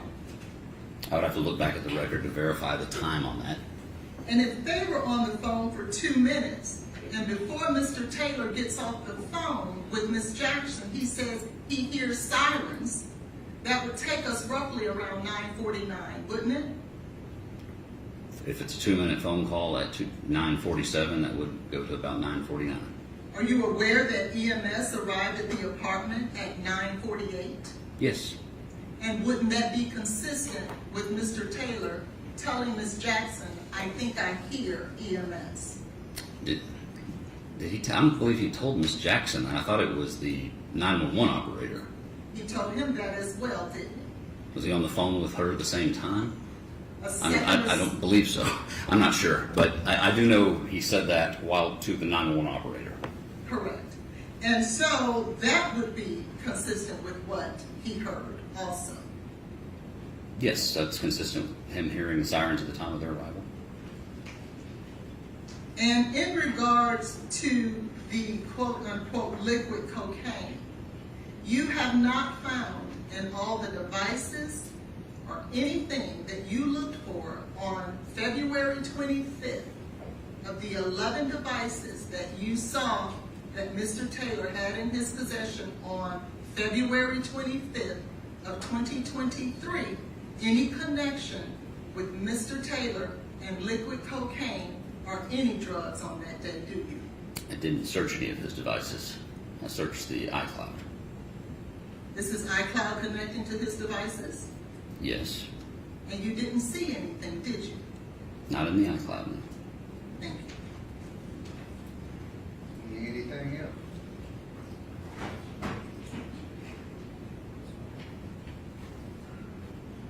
No, Your Honor. Thank you, sir. You can step back. With Appleton. Appleton What would you like me to do with all these? Need your place.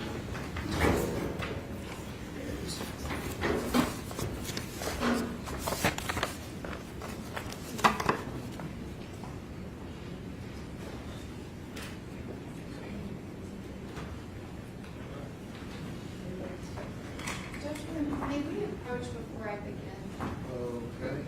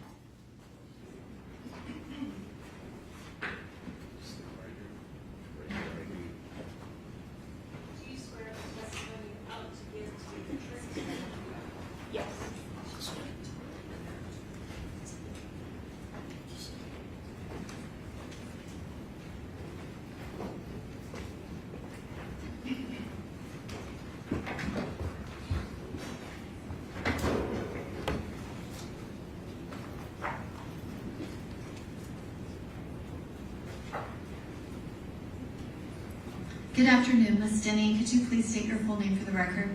Apple Denny, And can you spell your last name for the court reporter?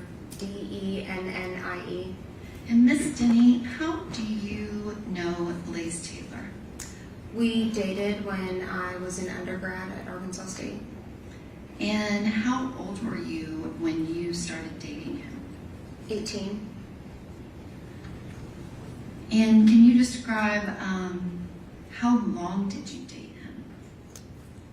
him? A couple years through 2018. It was breakups, get back together, breakups, get back together, so the timeline gets a little foggy. Which, for reference, you said that y'all began dating when you were 18. How old are you now? 28. And what year were you in school? I started fall of 2016, fall of 2016, and I met him in November of that year. And what year was he in school? I believe he was a senior. Do you remember how old he was? No. But he was a couple years older than you, Yes. is that fair? Yes. And did you continue to date into the beginning of that next year, early 2017? Yes. And at some point in your relationship, did you ever become pregnant? Yes. And about when did that happen? January of 2017. And when that happened, did you talk to Mr. Taylor about it? Yes. And can you describe kind of what were your feelings when you learned that you were pregnant? I was really scared and confused. I knew I wasn't ready to have a kid. So, Was that your reaction kind of from the beginning, and did it stay that way? yes, I immediately that wasn't something that I thought I wanted for myself. Was that something that you felt like you could talk to your parents about at the time? No. And so from the time that you found out, what did you ultimately end up doing? I had an abortion. And was there any point in which you changed your mind about that? No. And Mr. Taylor, did he accompany you to the appointments for that? Yes. And was there one appointment or was there more than one? There was 2. And did he go to both of those appointments with you? Yes. And can you describe at that first appointment what information was provided to you about the options? There were 2 different types of abortions that I could have. One was the procedure, and Your Honor has already moved. Okay, we'll look at Go ahead. Your Honor. and the other was taking a pill at the center and then taking one when you got home, and that would induce the abortion. And did you discuss those 2 options with Mr. Taylor during that time that you were going through this? Yes. And which option did you ultimately choose? I had the procedure at the facility. And did he accompany you to that visit? Yes.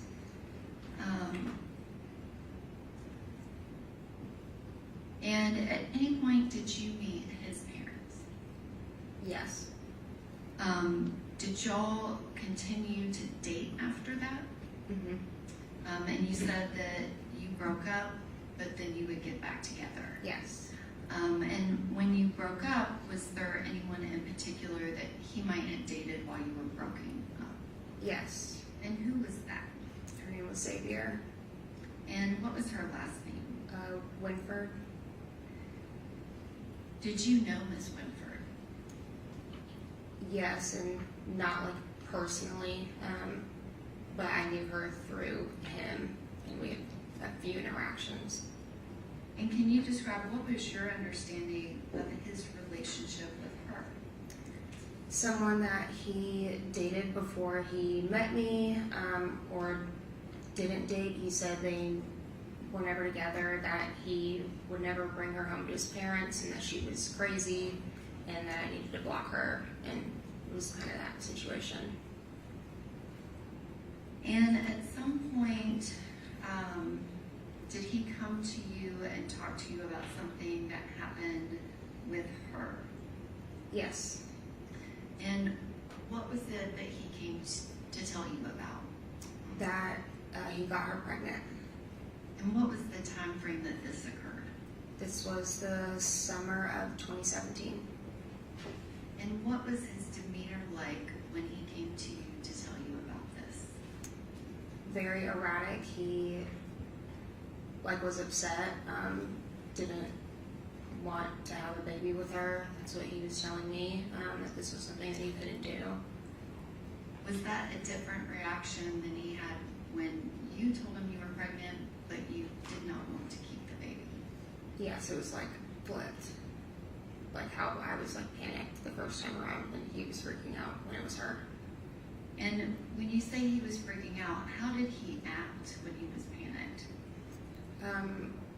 Really erratic, and but then he would say he could control the situation. It went on for a few days of us talking about it, but that night he was trying to figure out if there was something that he could do. He was Googling things, so he was looking stuff up to figure out how she, if there was something he could do to make her have an abortion, and asked me if I could get the abortion pills and he could make her take them or put it in her drink. And so you talked to him over a period of a couple of days, is that correct? Yes. And what was he telling you? I mean, he's telling you that he's trying to figure out something that he can give her. Yeah. Was she wanting to have an abortion based on what he said? No, he said she would go back and forth, and he would tell her, well, I'm not gonna be a part of the child's life, thinking that would convince her to not have it, because that's ultimately what he said she wanted. And then they would just go back and forth about it, and then someday he would say, I think she's gonna do it, and I think she's not gonna do it, but she didn't want to. And you said that he was telling her he wouldn't be a part of the child's life. Was he also saying not part of her life? Yeah, he wouldn't have anything to do with her if she went forward with it. Kind of like an ultimatum. Yeah. And he asked you if you could get the abortion pill for him so that he could make her take it and put it in her drink. Is that right? Yes. Okay, she just acknowledging what the Lord said. Go ahead. Did you do that? Did I get the pill? Yes.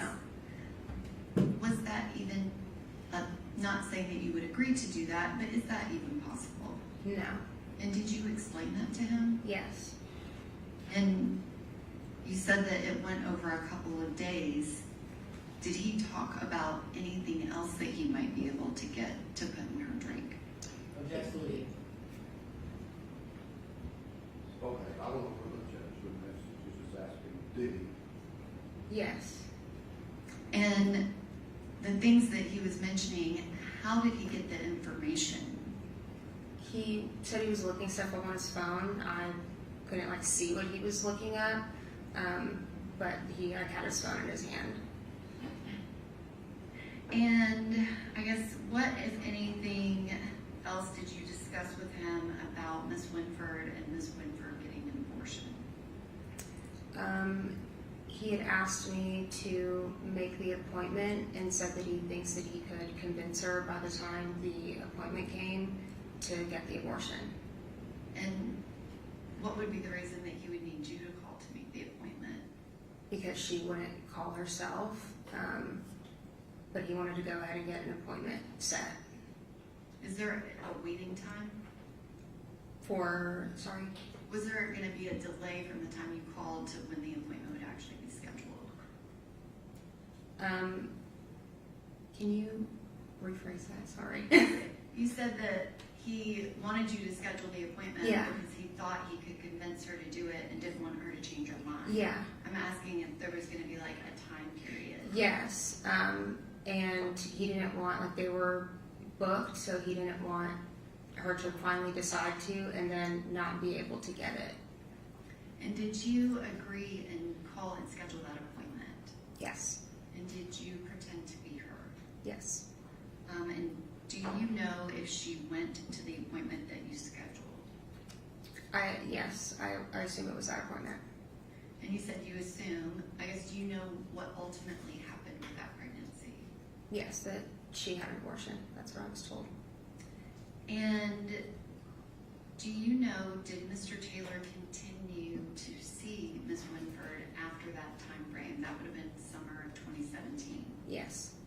And do you have any knowledge if he's continued to see her since then?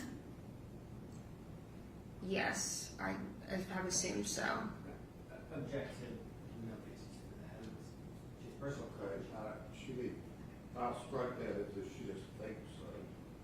Do you have any knowledge about that? I saw a post of her at a game, Objection, that. and I was, Okay, hang on just a second, you carry me Judge, I'm just asking if she has personal knowledge of the two of them being together. when it was, something was taken or when it was posted, and she doesn't know that. Okay. All right, go ahead. Did you know Jade Benning prior to February 25th of 2023? I knew of her. We had had some message exchanges on social media. Like, she told me happy birthday, vice versa. And what was the connection between you and Jade Benning? She was in a similar area. Like, the Little Rock area is pretty small, so like a lot of my friends grew up with her. So we kind of just would see each other on social media and connected that way. But I never met her in person. So she was kind of a social media connected friend of other friends. Yes. Did you both participate in the same athletic sport?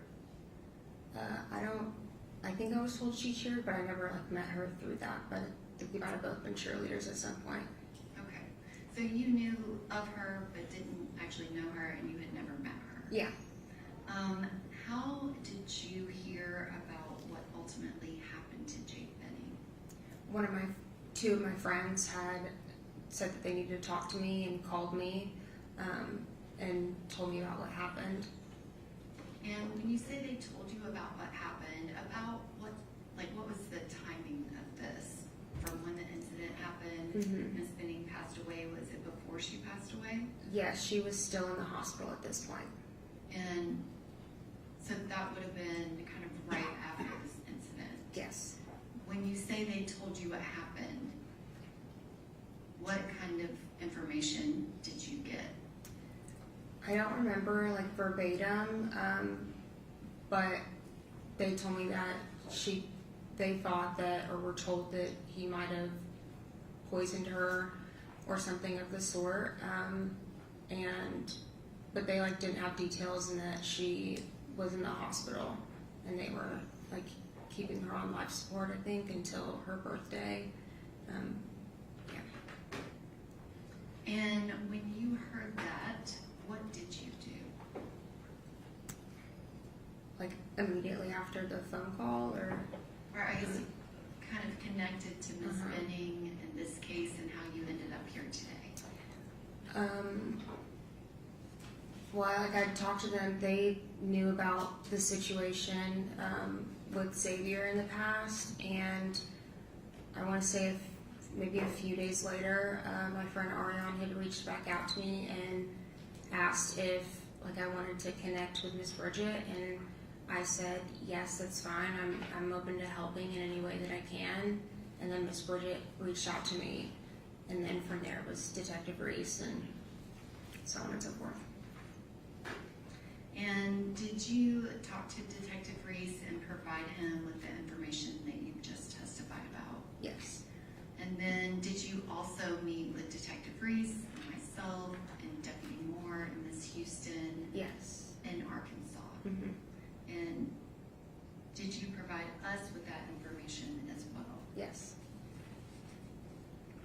can have just one moment.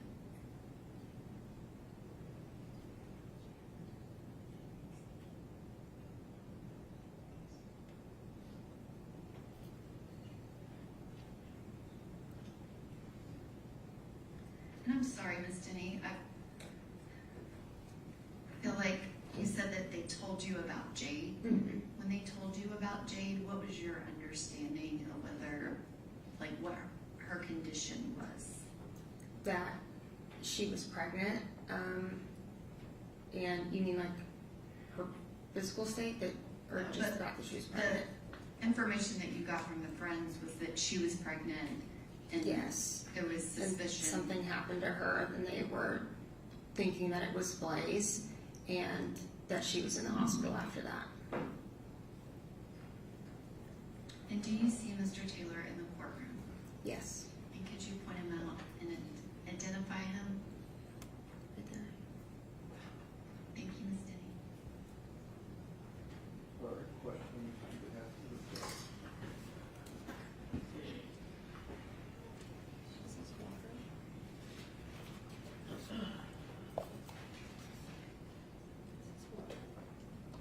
Yeah, you can turn up top. There you go.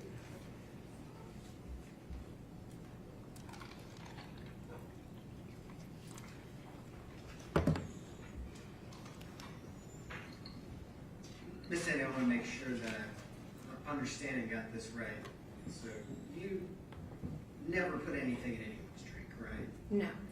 You never went and got an abortion pill on behalf of Mr. Taylor. No. You never got any kind of other substance from Mr. Taylor. No. You never got any cocaine. No. Never got fentanyl. No. You guys never slipped anything in anybody's drink. No. You never saw Mr. Taylor do that either, right? No. So what we've kind of described is like just a conversation, right? Yes. Conversation while Mr. Taylor was, as you described him, like erratic. Yes. He was panicked, I think was the word you used, and maybe that was my word, I'm sorry, but was panic a right word? Yeah. And while he's erratic, panicked, you guys are having this conversation, Mhm. and he's talking about this kind of stuff. Yeah. But it wasn't something that you ever actually acted on. No.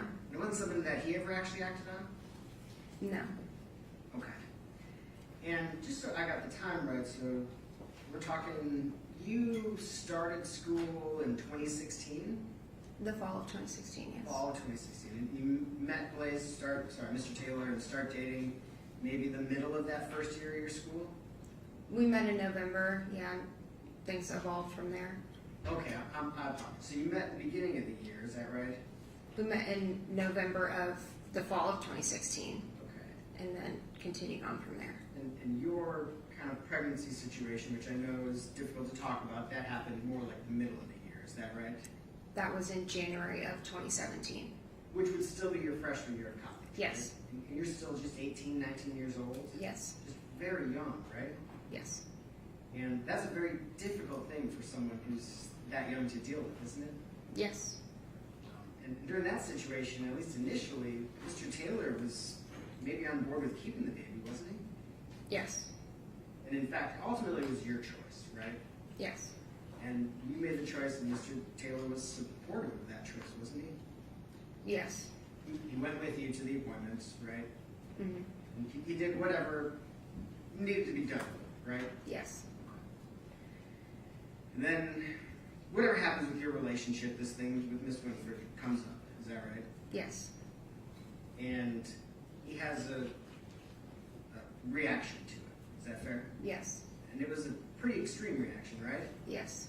I mean, and at that age, are you still 18 or are you 19 by that time? I'm 19. 19. He's maybe 20. No, he might have been 21. I think he's a couple years older than me, but I don't remember how old he is. Okay, so maybe he's 21, right? You're both still in college, right? Is he playing sports in college at that time? Yes. And you're a cheerleader, Yes. right? So you guys are both busy with your lives in college, Yes. right? And this pregnancy was a scary thing for him, right? Mine or Xavier's. yes, And he confided in you in a way that he was really terrified, right? yes, So that conversation, the words that I wrote down is the conversation you had where he's asking you about getting an abortion pill where that night was there something we could do. So that was the first night that he finds out about it, right? it might have been the first night. I'm not 100% sure if it was that very first night or the second night, but I know it was shortly after, like, this was unfolding and you found out. Sure, really a quick, immediate reaction right after he finds out, right? Yes, And so he's talking about these kind of crazy things like, can you go get an abortion pill, right? yes, And this says something else crazy like, is there something we can put in her drink, right? yes, That's what you're saying. And then that was kind of the end of it. Like, you have a couple crazy conversations and there's no more, right? that I remember, yeah. Okay. And certainly this, I mean, you're here 10 years later talking about it. You might have, if you had done something, if someone had acted on it, if it had been a big deal, this would have been kind of seared into your brain, right? Yeah, I suppose so. Okay. You're doing your best here to give us your recollection, right? Yes, You guys were so young at that time, right? yes, And that was at least 6-7 years before 2023. mm-hmm. Long before that. Okay. Thank you, Ms. Taylor.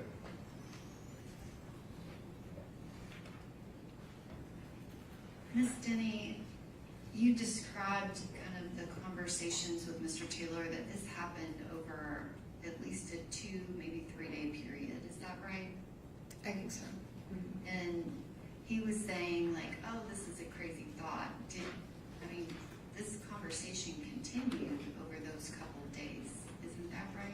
Yes, And is it correct to say that you were trying to talk him out of it? yes, He was very adamant of trying to find something to do it. yes. Objection to leading.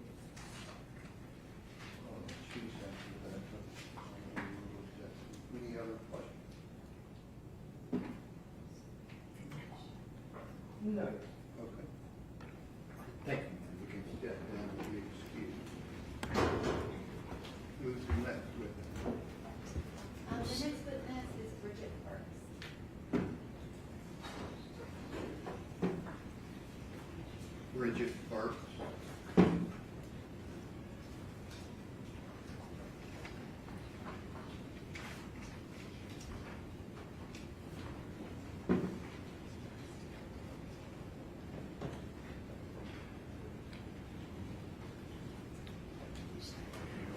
You swear the testimony you're about to give to be the truth, so help you God.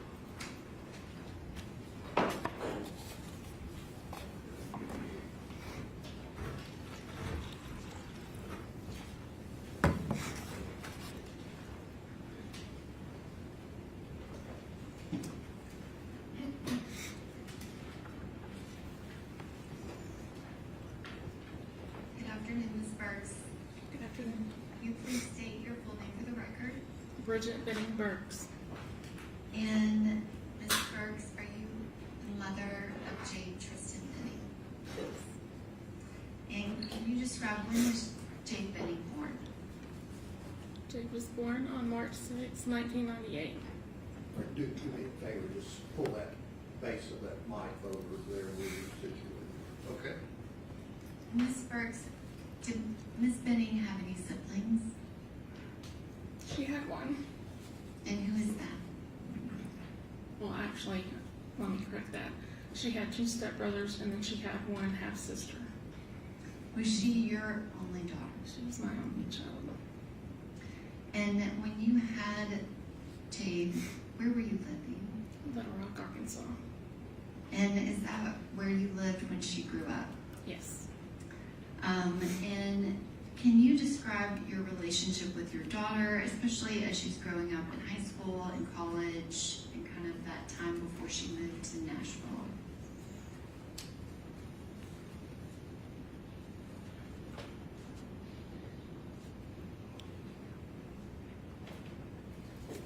was my life.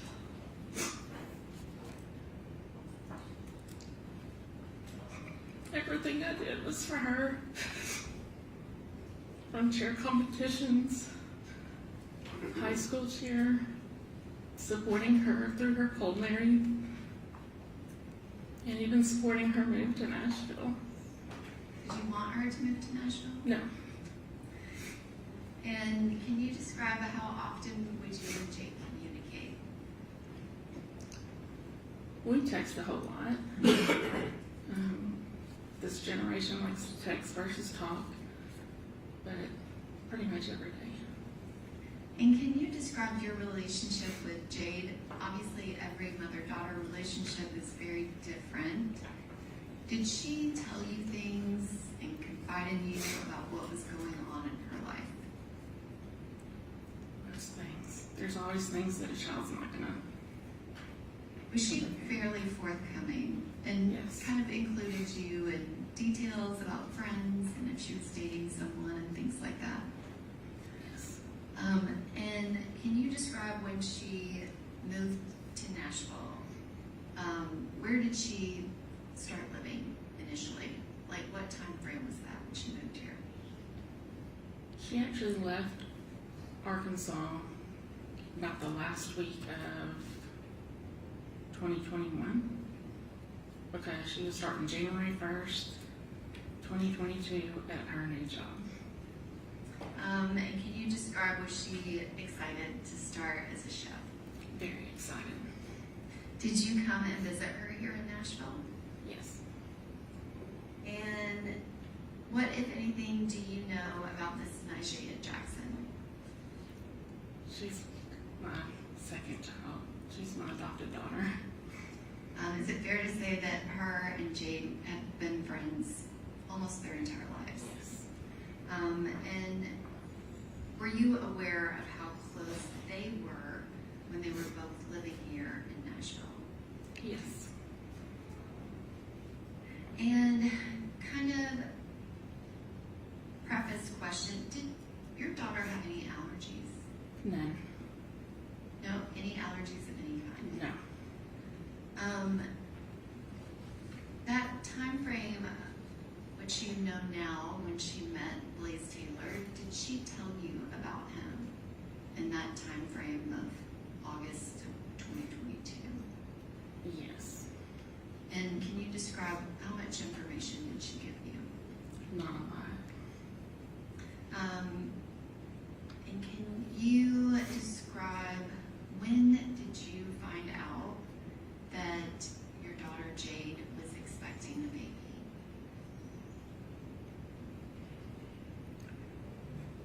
I believe it was November 3rd or 4th when she, I'm not exactly sure the exact date, but it was right after she found out. So within 24 hours of that first ultrasound that Ms. Jackson and her went to. And can you describe how did she tell you? She called me, I was at work, said, I need you to call me on your lunch. I said, okay. Then I took my lunch, went outside, I called her, she said, hold on, I gotta send you a picture, I need you to look at it. So while I'm on the phone with her, she sends the picture of the pregnancy test. And what was your reaction? Shock. I said, wow, is this yours? And she said, yep. I said, I guess we're having a baby. And can you describe what was your daughter's reaction?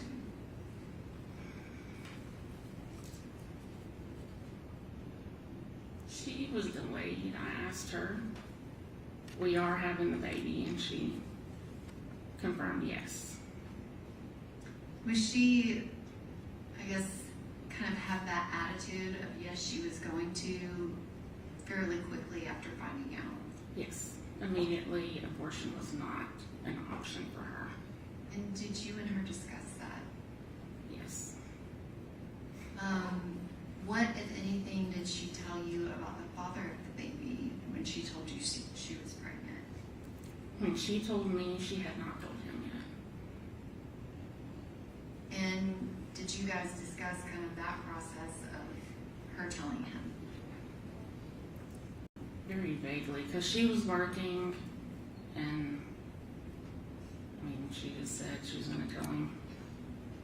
And did she contact you and let you know what happened? I texted her because I work days, she worked nights, and asked how did it go, and she said not good. And did you continue to communicate with her about kind of what was going on with her pregnancy, as well as if she was having any contact with him? Yes. When she told me that he did not want the baby, then that's when they quit communicating. And when you say she told you he did not want the baby, what did she say? That he wanted her to have an abortion. Did he kind of give her, I guess, did she feel like she had some choice, or was that a definitive? If she had the baby, he wanted nothing to do with the baby. He didn't want it to have his name. He didn't want the child to ever know who he was. Is what she told me. And after that was, I guess, his decision, what did Jade do? Did that change her mind at all about having her baby? No, because myself, my husband, her father, her stepmother, her family and friends all made it very clear that that baby and her would be very loved and taken care of regardless. And did you and her dad both support her in having the baby regardless if Mr. Taylor was going to claim the baby or be involved? 100%. And did your daughter Jade, did she send you pregnancy updates along the way? And specifically kind of in that January, February time when she started showing more, was she sending you pictures and updates about what was going on? Yes. Videos. And I have a video on a thumb drive as well as a set of photographs. I can, the defense counsel is familiar with these.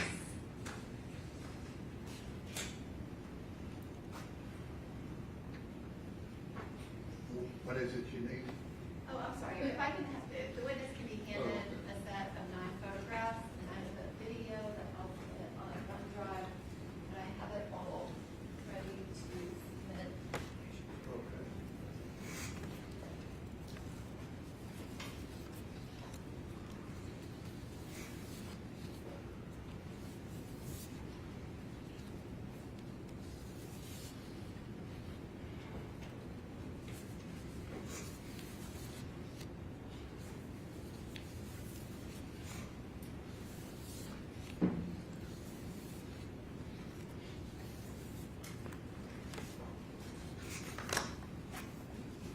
You need these back, or you have them? No, I have them here.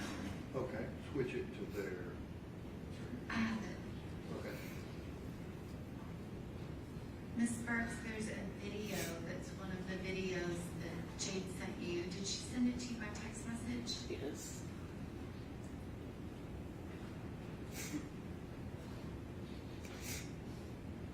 In the video, she's saying 19 weeks.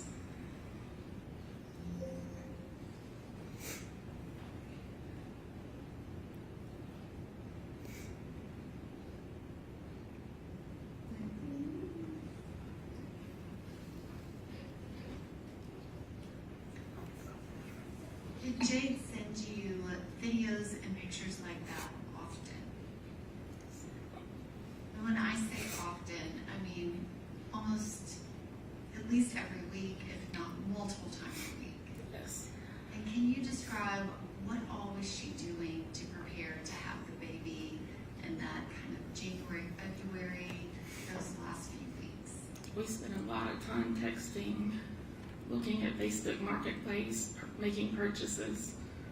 She would make purchases here in Nashville, and I was doing the same in Little Rock. And were you and her together both preparing for a nursery for her baby girl. Yes. And I just handed you some photographs. I'm gonna ask that the video and the thumb drive be made an exhibit.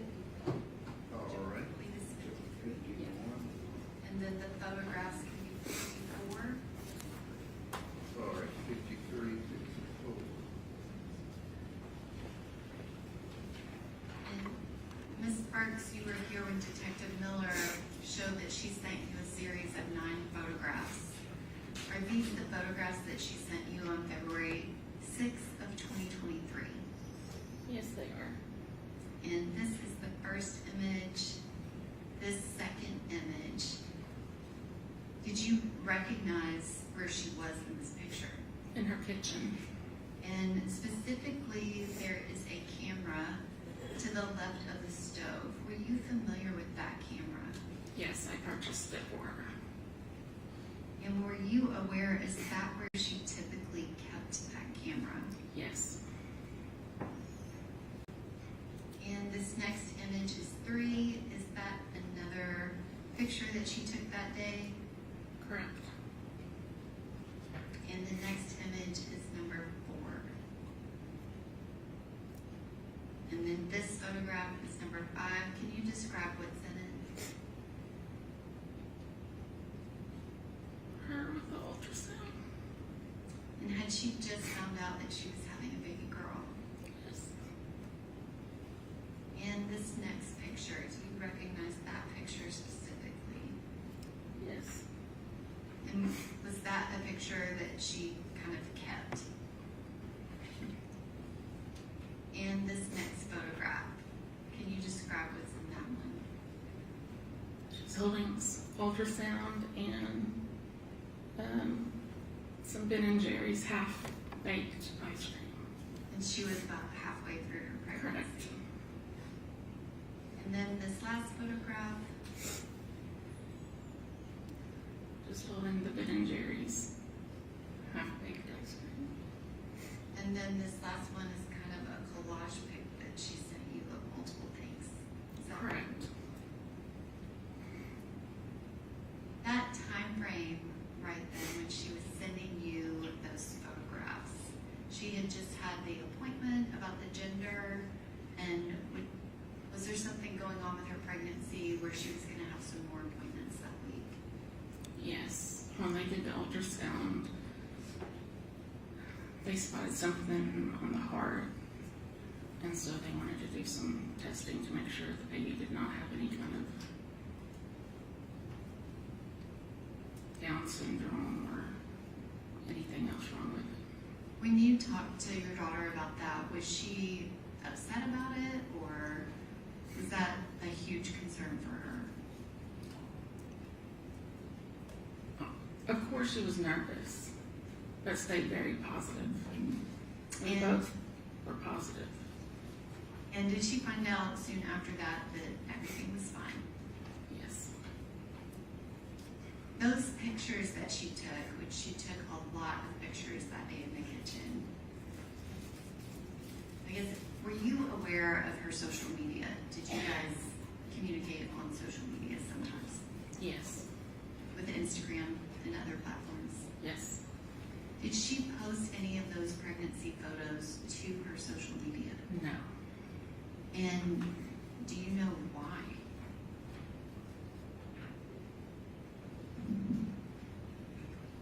Because she told me that Blaise did not want anyone to know. So she kept everything private. And can you describe you still live in Arkansas, is that right? Were you allowed to tell all of your friends about Jade's pregnancy? No. And I guess you've described that she's very happy about the pregnancy, is that right? Is there anything about you not being allowed to tell people that means she was not happy about it? I'm sorry, repeat that. I said, can you explain, like, why would she not let you tell people? Because, as we all know, Blaise went to A-State. Little Rock being the size it is, a lot of people went to A-State, and there was a lot of mutual people. Your Honor, maybe just, But do you have an objection? yes, I'm objecting with respect, rating as to why she thinks Okay. Blaise wanted. She's answered in terms of why she wanted it private previously. What's your next question? Was there something that was about to happen kind of in the, I guess, week or two following February 25th of 2023 that was going to change that status of you not telling people? Yes. And what was that? It was her 25th birthday, and she planned on making it public. And can you describe, did she have parties planned? Yes, we had 2 different baby showers planned. Did you discuss with her how that was going to work? Like, did people know that she was pregnant? No. But there was a very distinct plan that she was finally going to tell everybody. Right. Surprise. And that week that it happened, did you talk to your daughter that week? And even specifically on February 25th of 2023, did you message with Jade that night? Yes.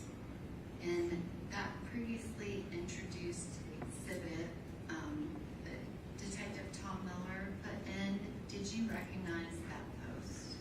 Yes. And what is that? That's her Alfredo sauce. And is that a post that Jade made to Instagram to her story that night of February 25th, Yes. 2023? And you've seen all of the photos that she took of the date night. Did she post any of those? No. And then this next image, it was Instagram, but it didn't technically say who posted it. Do you recognize that? Yes. And can you describe what that is? That is the chicken spaghetti I made that night. And did you know what she was making, or did she know what you were making? No, neither one. And those messages that Detective Miller put on the screen between you and Jade, is that the last time that you talked to her?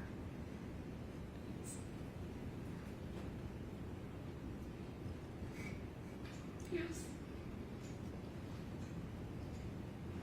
Can you describe how you found out? I received a phone call from Najee Jackson. And can you describe how Miss Jackson sounded on that phone call? She was crying. She was frantic. Just said, something's happening. I'm on my way. I can't get to her fast enough.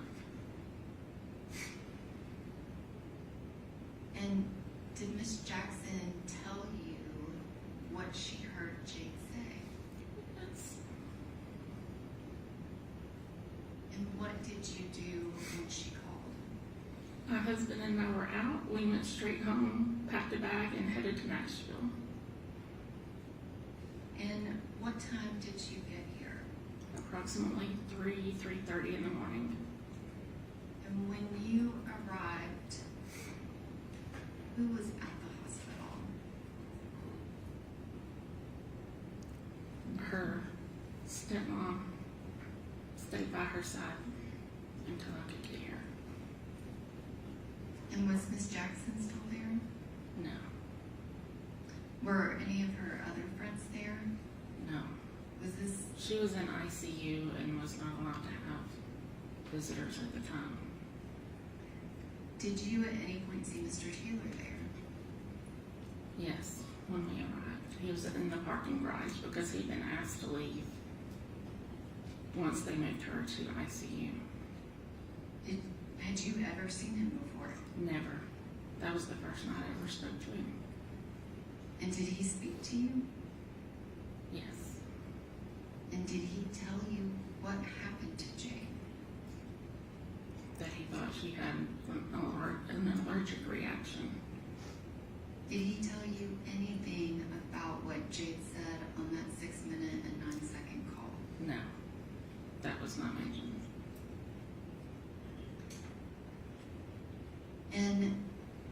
After that moment, did you see him again? No. Can you describe that time frame of being at the hospital? Who was there and kind of what was going on? For the first few days, only her parents were allowed in the room. And then once we determined, Which Ms. Burks, I'm gonna get to that part. But before that, when you first got there, were there still police there at the hospital? no, Was anyone there to interview you and tell you about a criminal investigation? no. How did that make you feel? At that point, I just wanted to get to my job. At some point when you're at the hospital, I guess, can you describe what's going on as far as any police activity that first day? I did not see a police officer during the day. Before I arrived, her stepmother was the one in contact with, I guess it was the detective. And I guess at some point, did you get your daughter's phone? Yes. And when was that? Once I got there, her stepmother gave me her phone and her keys. And when you got her phone, what did you do with it? Put it in my purse at first. At some point, did you look at her phone? Yes. And did you have your daughter's passcode? Yes. That kind of shows how close you guys are. So you had her passcode to get in her We phone. had the same passcode. And when you got in her phone, what, if anything, did you do? I went directly to her Blink camera. And that's that camera that we saw that should have been to the left of the stove. Correct. I guess kind of based off of everything you know, did she have a current subscription? No. Do you have Blink cameras? Yes. Are you familiar with how they work? Yes. If you don't have a subscription, can you still see a live feed? Yes. And can you describe when you looked in her phone, what was it an image of? Her balcony with her blinds open, looking out the back, her window off onto her balcony in her bedroom.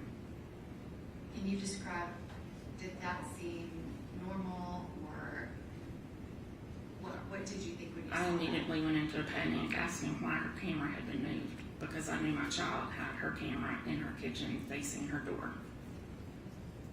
And at that point, did you know whether or not Mr. Taylor had access to that apartment?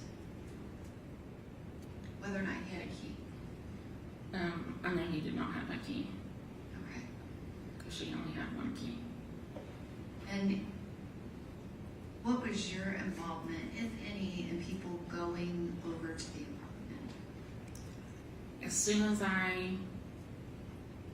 got off the phone with Ms. Jackson and I realized that they were headed to the hospital, I immediately called her friend Lauren and said, I don't know what's going on. I need you to go straight to Jay's apartment and lock it up. It does not need to be left unlocked. I said, I need you to get her apartment key and take it to Andrea at the hospital. And that's what she did. And you know that friends, Ms. Franklin, they went back to the apartment.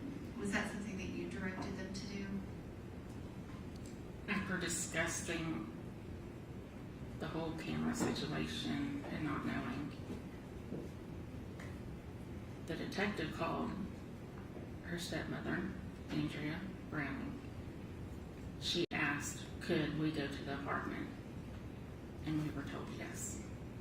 And was that the detective that was there the first night or Detective Reese? The one that was there the first night. Okay. So your impression is that you all had permission, nobody else was I coming? would never have gone into that apartment if we'd have been told not to.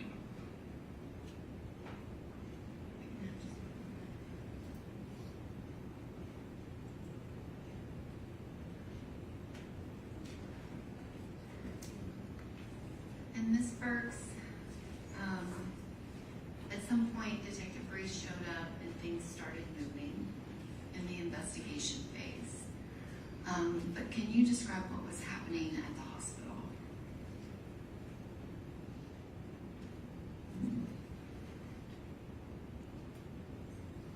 My child just laid there on life support. When we got there, she was having seizure-like activity. They were pumping her with medications, but ultimately we were told her brain had herniated, and there was nothing they could do. And Miss Burks, what do you do for work? I work at the VA hospital, Veterans Hospital, in the emergency room. And while you are not a medical professional, does your job make you very familiar Yes. with these medical conditions? I've been there 26 years. I'm very familiar with all the medical terminology. When the doctors were telling you about Jade's condition, what did that mean to you?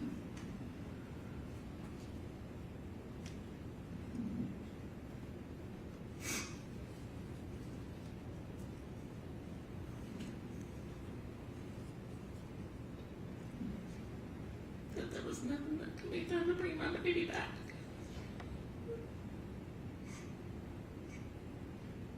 And what did they tell you about Jade's unborn baby? The length of time that she went without oxygen and the baby went without oxygen. And she's in that condition, therefore, the baby wouldn't have been viable. And did you even consult with a doctor at your hospital about what they were saying? I did. And based on everything that the doctors were telling you about whether her baby could survive, what decision did y'all have to make?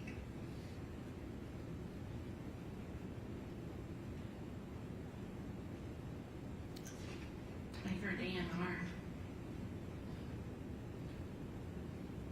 And then, To ultimately decide when we wanted to take her off of life support.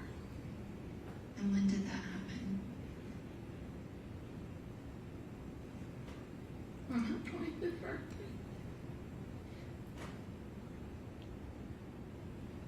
Thank you, Ms. Burks. I don't have anything else.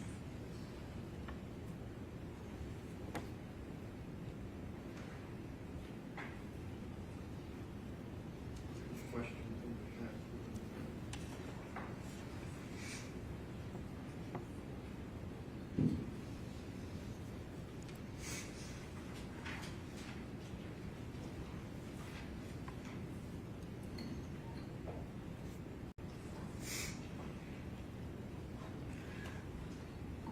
Ms. Burks, I know this has been very difficult. You've been here all week, longer than the week, so just have a few questions for you, okay?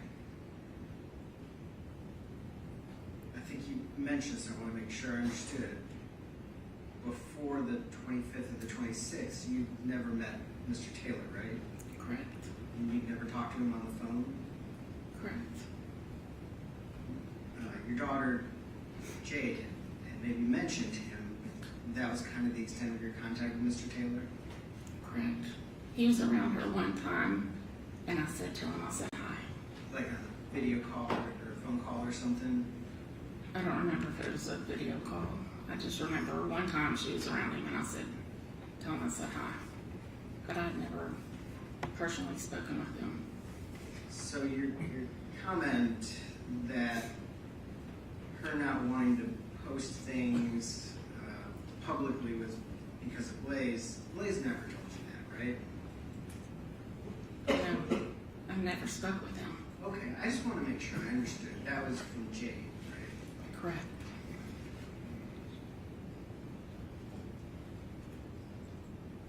And I know you and your daughter were very close, right? Very close.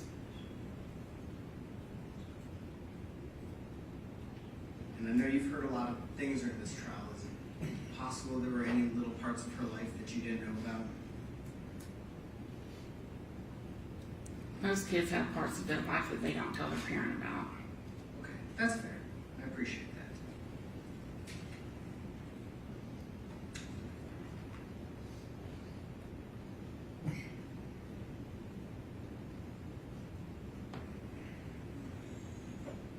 The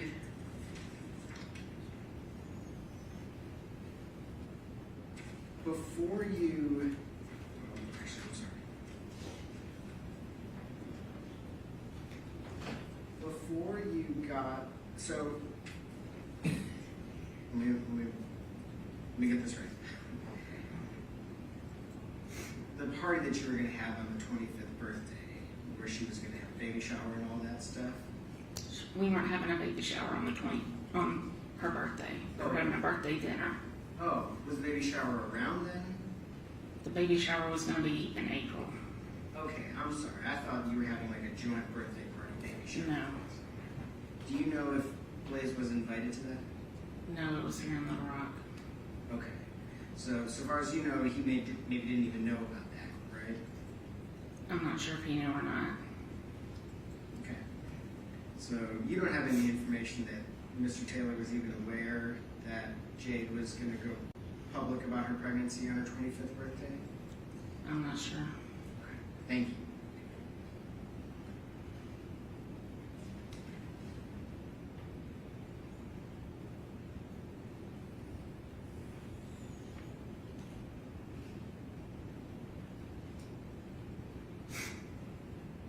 I know when you got here, there was a lot going on. And when did you get Jade's phone? As soon as I got to the hospital. So like 3:34 in the morning? Yes. And you got that from Ajay? No, I got that from her stepmother. From her stepmother. Okay. Thank you. I apologize. I didn't realize. And when you opened her phone and looked in it, when was that? I don't know the exact time. And so you could see in the Blink application, and there's a live feed, but no, like, you couldn't scroll backwards, right? Correct. And so you can't see in that Blink application when the camera was moved? No, you cannot. It's a live feed. And so you don't have any information about when that camera was moved? No, I do not. When was the last time you saw it in Jade's kitchen?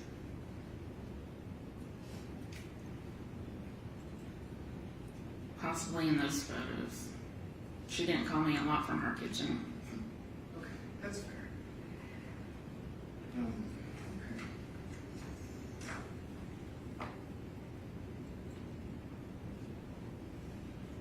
Thank you. No further questions. Any redirect?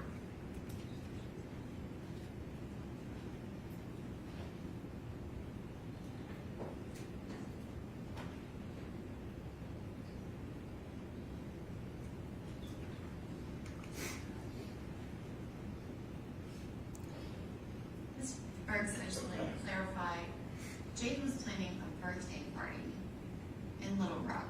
She had a dinner, y'all had reservations, she picked out the place. She's planning this party because you're planning a baby shower and people are gonna know she's pregnant before you can send out baby shower invites. That is correct. So that was kind of a big thing for her, and y'all were talking about it a lot. Correct. It was something that was definitely going to be happening. Correct. Jade was planning multiple other things at the same time. Specifically, she had a catering event that was coming up, and she was messaging you with menus and things about that, and she was really excited about it. It was one of my friend's weddings, When was that wedding supposed to be? March 3rd. I was supposed to be a bridesmaid. And obviously I didn't get to go. Thank you, Ms. Brooks. Any other questions? Mr. Taylor wasn't involved in any of those plans Jade, was he? No. Thank you. You can script it.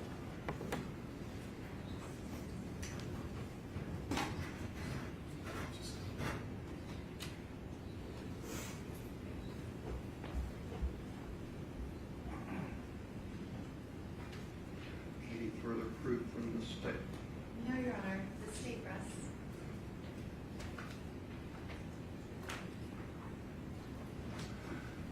All right, ladies and gentlemen of the jury, we're going to recess for the day.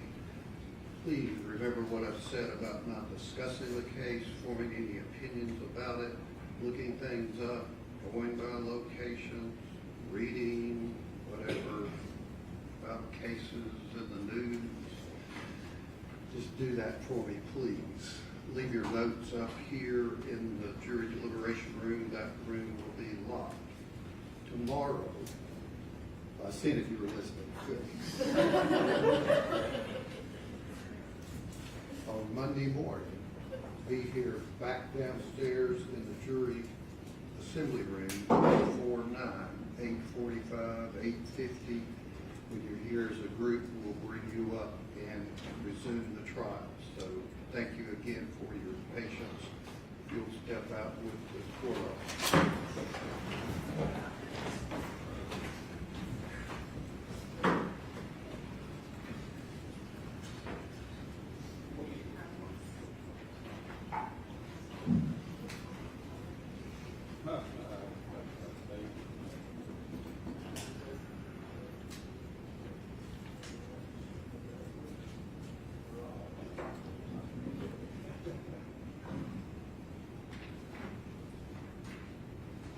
Okay, you can have a seat. And as far as you know, Mr. Graham, Ms. Hollins, you plan on calling these 10 witnesses?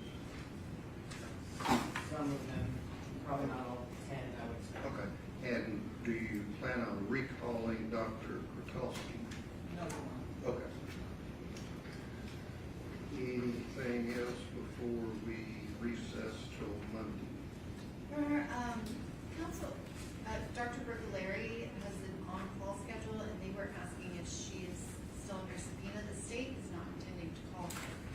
Do you know that yet, Mr. Brand? If, I'll talk with this woman if, I don't know, I know she needs to know as soon as possible. I don't know if there's any way we can like talk and get to you like first thing tomorrow morning. I with, mean, like, if any you witnesses. can, that'd be good, or, I mean, I'm obviously not controlling what order of witnesses you call, but would you know that first thing Monday? I think we would probably know, I mean, by